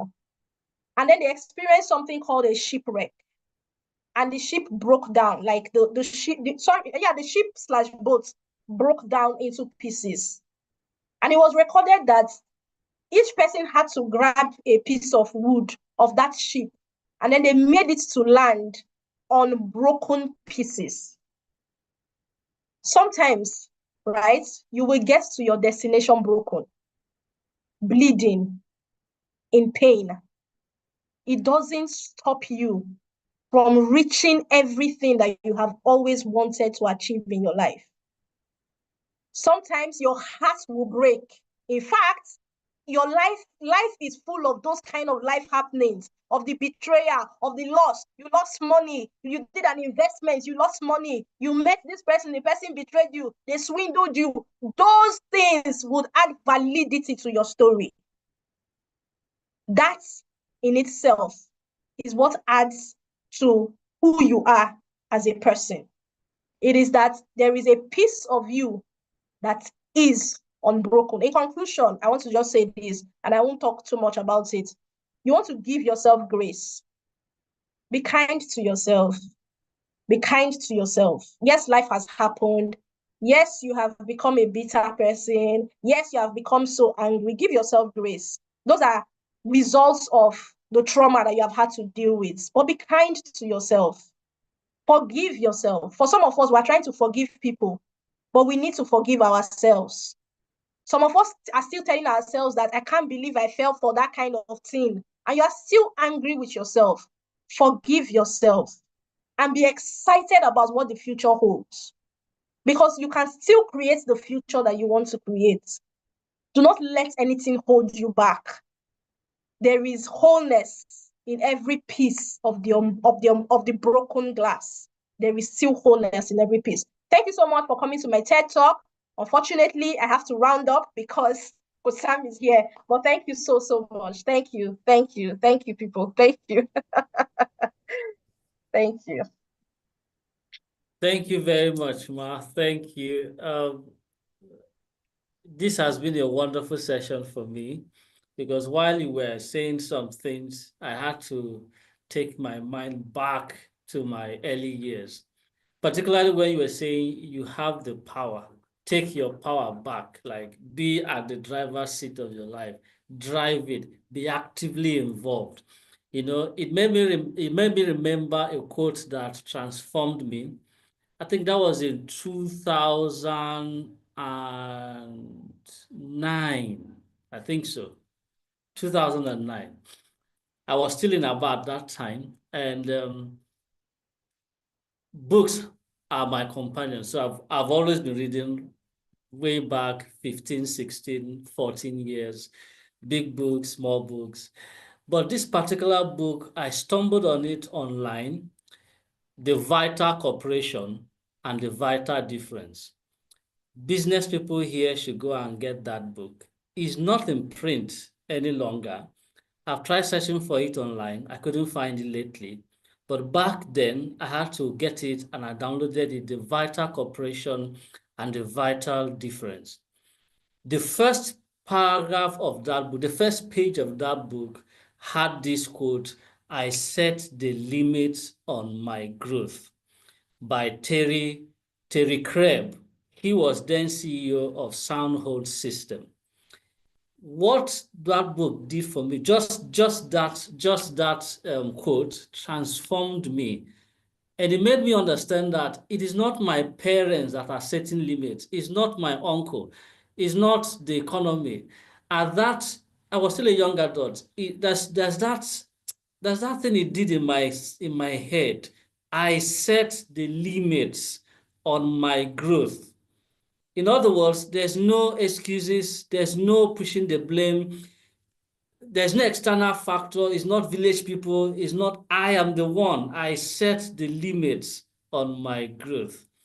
And from that day going forward, I told myself, no. This is how life should be. It triggered a lot of things. And I just started myself, buying books and just buying books. I remember at a point I bought books and my mom was like, "You are wasting your money. The small pocket money you have, you are just buying books. You've not eaten. You've not this one. You're just buying books. And in the middle of the night, because that's when I read the most, my elder sister woke up one day and was like, "You are reading like you're going to write for exam. And there's literally no exam you are going to write for. So why are you just particular about these books? And it goes to show that is a mindset that makes you win. You set the limits on your growth. You are the one that will push yourself forward. You're the one that will push yourself backward. The external factors are variables. You become the constant in the equation. As when everything is said and done, I am still the person who will give the account as to what I've done with the resources, as to what I've done with the time and all of that. That particularly resonates so much with me. I don't know for any other person. You can unmute yourself. You can use the chat session. Perhaps there is that thing Coach Brenda has said that resonated with you while she was speaking. You can share with us. But for me, it brought back that guiding principle. I set the limits on my growth. Thank you so much, ma'am, for that wonderful session. I am in the comment section. Yes. Fatima Unisa said the unbroken peace. I love that. I love it. Okay, and there's a lot of thank you. Abdullahi Abbas said this resonates well. Thanks a million, Coach B. Yakina Kolowale is saying thank you so much. Dame Lade is saying thank you, Brenda. Miriam Abdul Karim is saying thank you, Ma. Dinatu Johanna is saying thank you, Ma. Beautiful session. Thank you so much. Jida Abubakar said, yes, I use broken glasses also to make decorative items. So there is actually no waste at the end of the day. Awele Adima said, wow. Abdullahi also said, be at cause, not effect. I like it. Be the cause, not effect. Fantastic. Thank you so much, Ma. This has been a wake-up call. I think that has also set the tune, in bringing together what all the speakers have said, whether from what Hajia Ramatu emphasized on getting into opportunities, little things that will be like, well, it doesn't really give money, but it's actually paying, getting into opportunities. From a business standpoint, she really inspired us to know that there's no business that cannot be sustained. It goes back to what are you doing? And Mr. Samuel now brought in that resilience, that ability to look at situation and say, as much as the goal is fixed, the route which we would take may be flexible. We can tweak it, we can change it, but the goal is fixed. And then you had Coach Deborah coming to ginger us again and telling us, you have to be the go-to person in your industry. You're not leaving it for some other person. You have to be that go-to person. And from what you have just said, that's like putting a cap on it. You are the one that should take the wheel, drive it yourself, be in charge, be actively involved. Thank you, Ma. At this point, I'm going to step aside for Dr. Sam to do his closing thoughts, if there are any.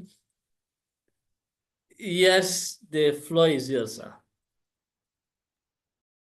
I didn't think I would do closing thoughts. Okay. Thank you, Brenda. Well done. I see you.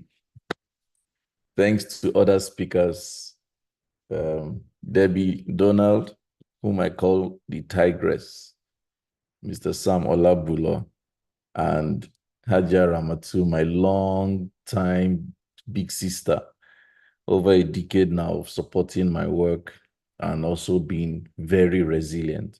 I have to say that Ramatu is one of the most resilient women that I know, gone through crazy stuff, has been betrayed so many times, has been cheated so many times, has suffered a lot of setback, and even lost her husband a little more than a year ago or thereabout. But she's still standing very strong. I respect your strength beyond words.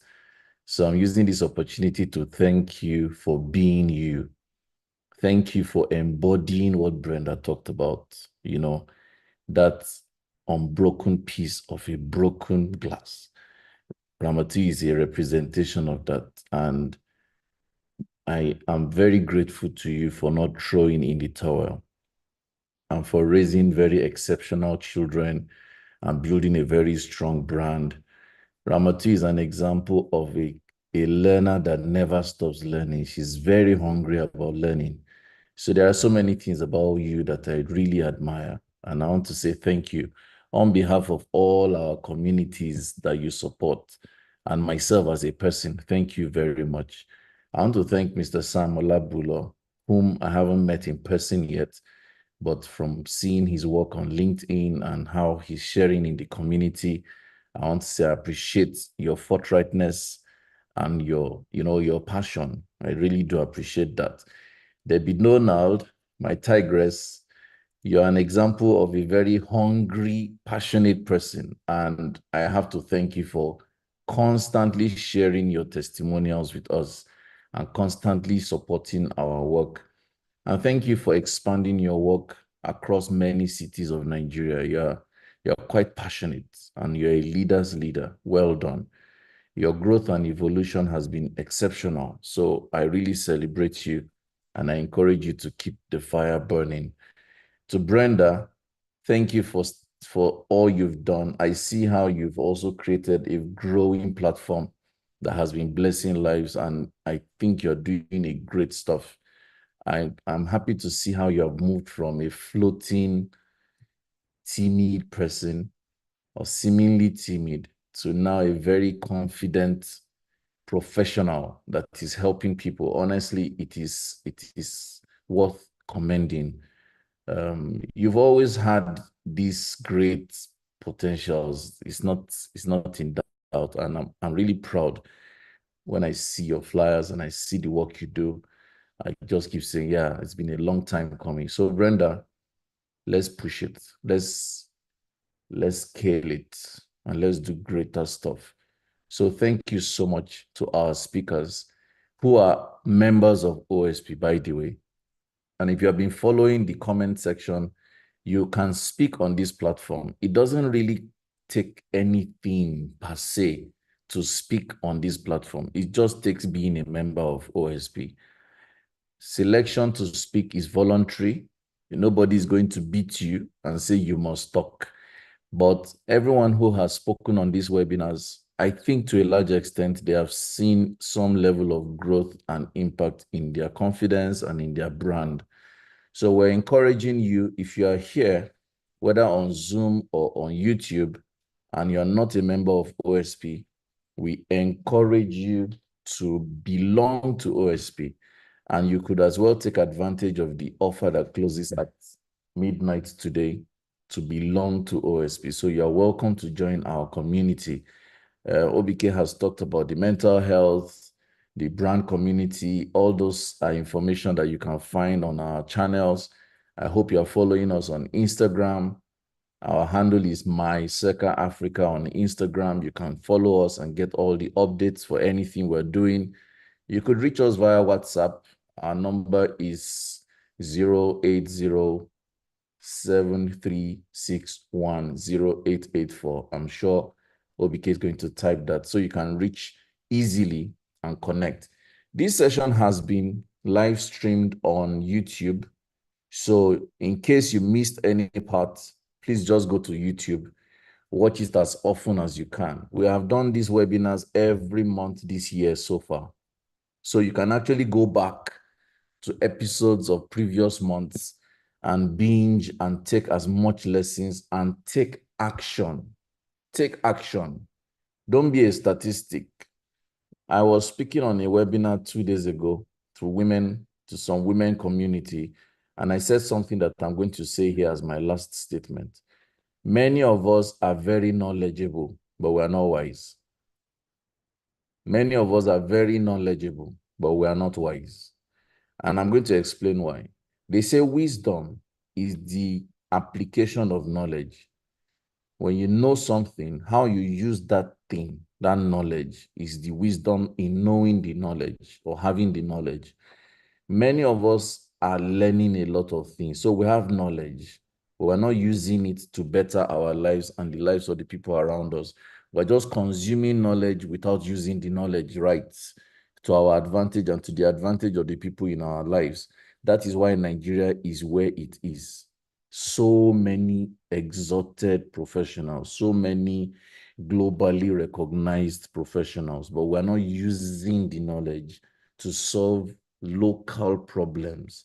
So as we're closing today, I want to encourage you, and I'm talking to the individual in this webinar. Whatever you know, make sure it is solving a specific human problem around you. Anything outside that, you are just knowledgeable, but you are not wise. And I hope that this can set a tone for the right application of how you learn, what you learn, and how you use what you learn. So once again, thank you to everyone that joined this session on Zoom, on YouTube. We are grateful. We don't take it for granted. If you're interested in taking any of the offers, They close at midnight today. Don't forget to reach out to my team. Thanks to and congratulations to the winners of today's prizes by Ramatu. I think Awele won, and then there's one other person. Congratulations to you. And thanks to Hajia Ramatu for being that generous with the prizes. Take care of you guys. See you in the October episode of our Pan-African webinar when we come back to you again with more speakers that are members of the community. If you join tonight, it means that you can become a speaker even in October. That's just how it rolls. There's no real requirement to becoming a speaker on the Pan-African webinar. So let's see how many of you would like to come back next month and say, by this time last month, I was a listener, and by 1 month later, I am a speaker. What is a better testimonial than that? See you in OSP if you join. OBK, over to you. Thank you.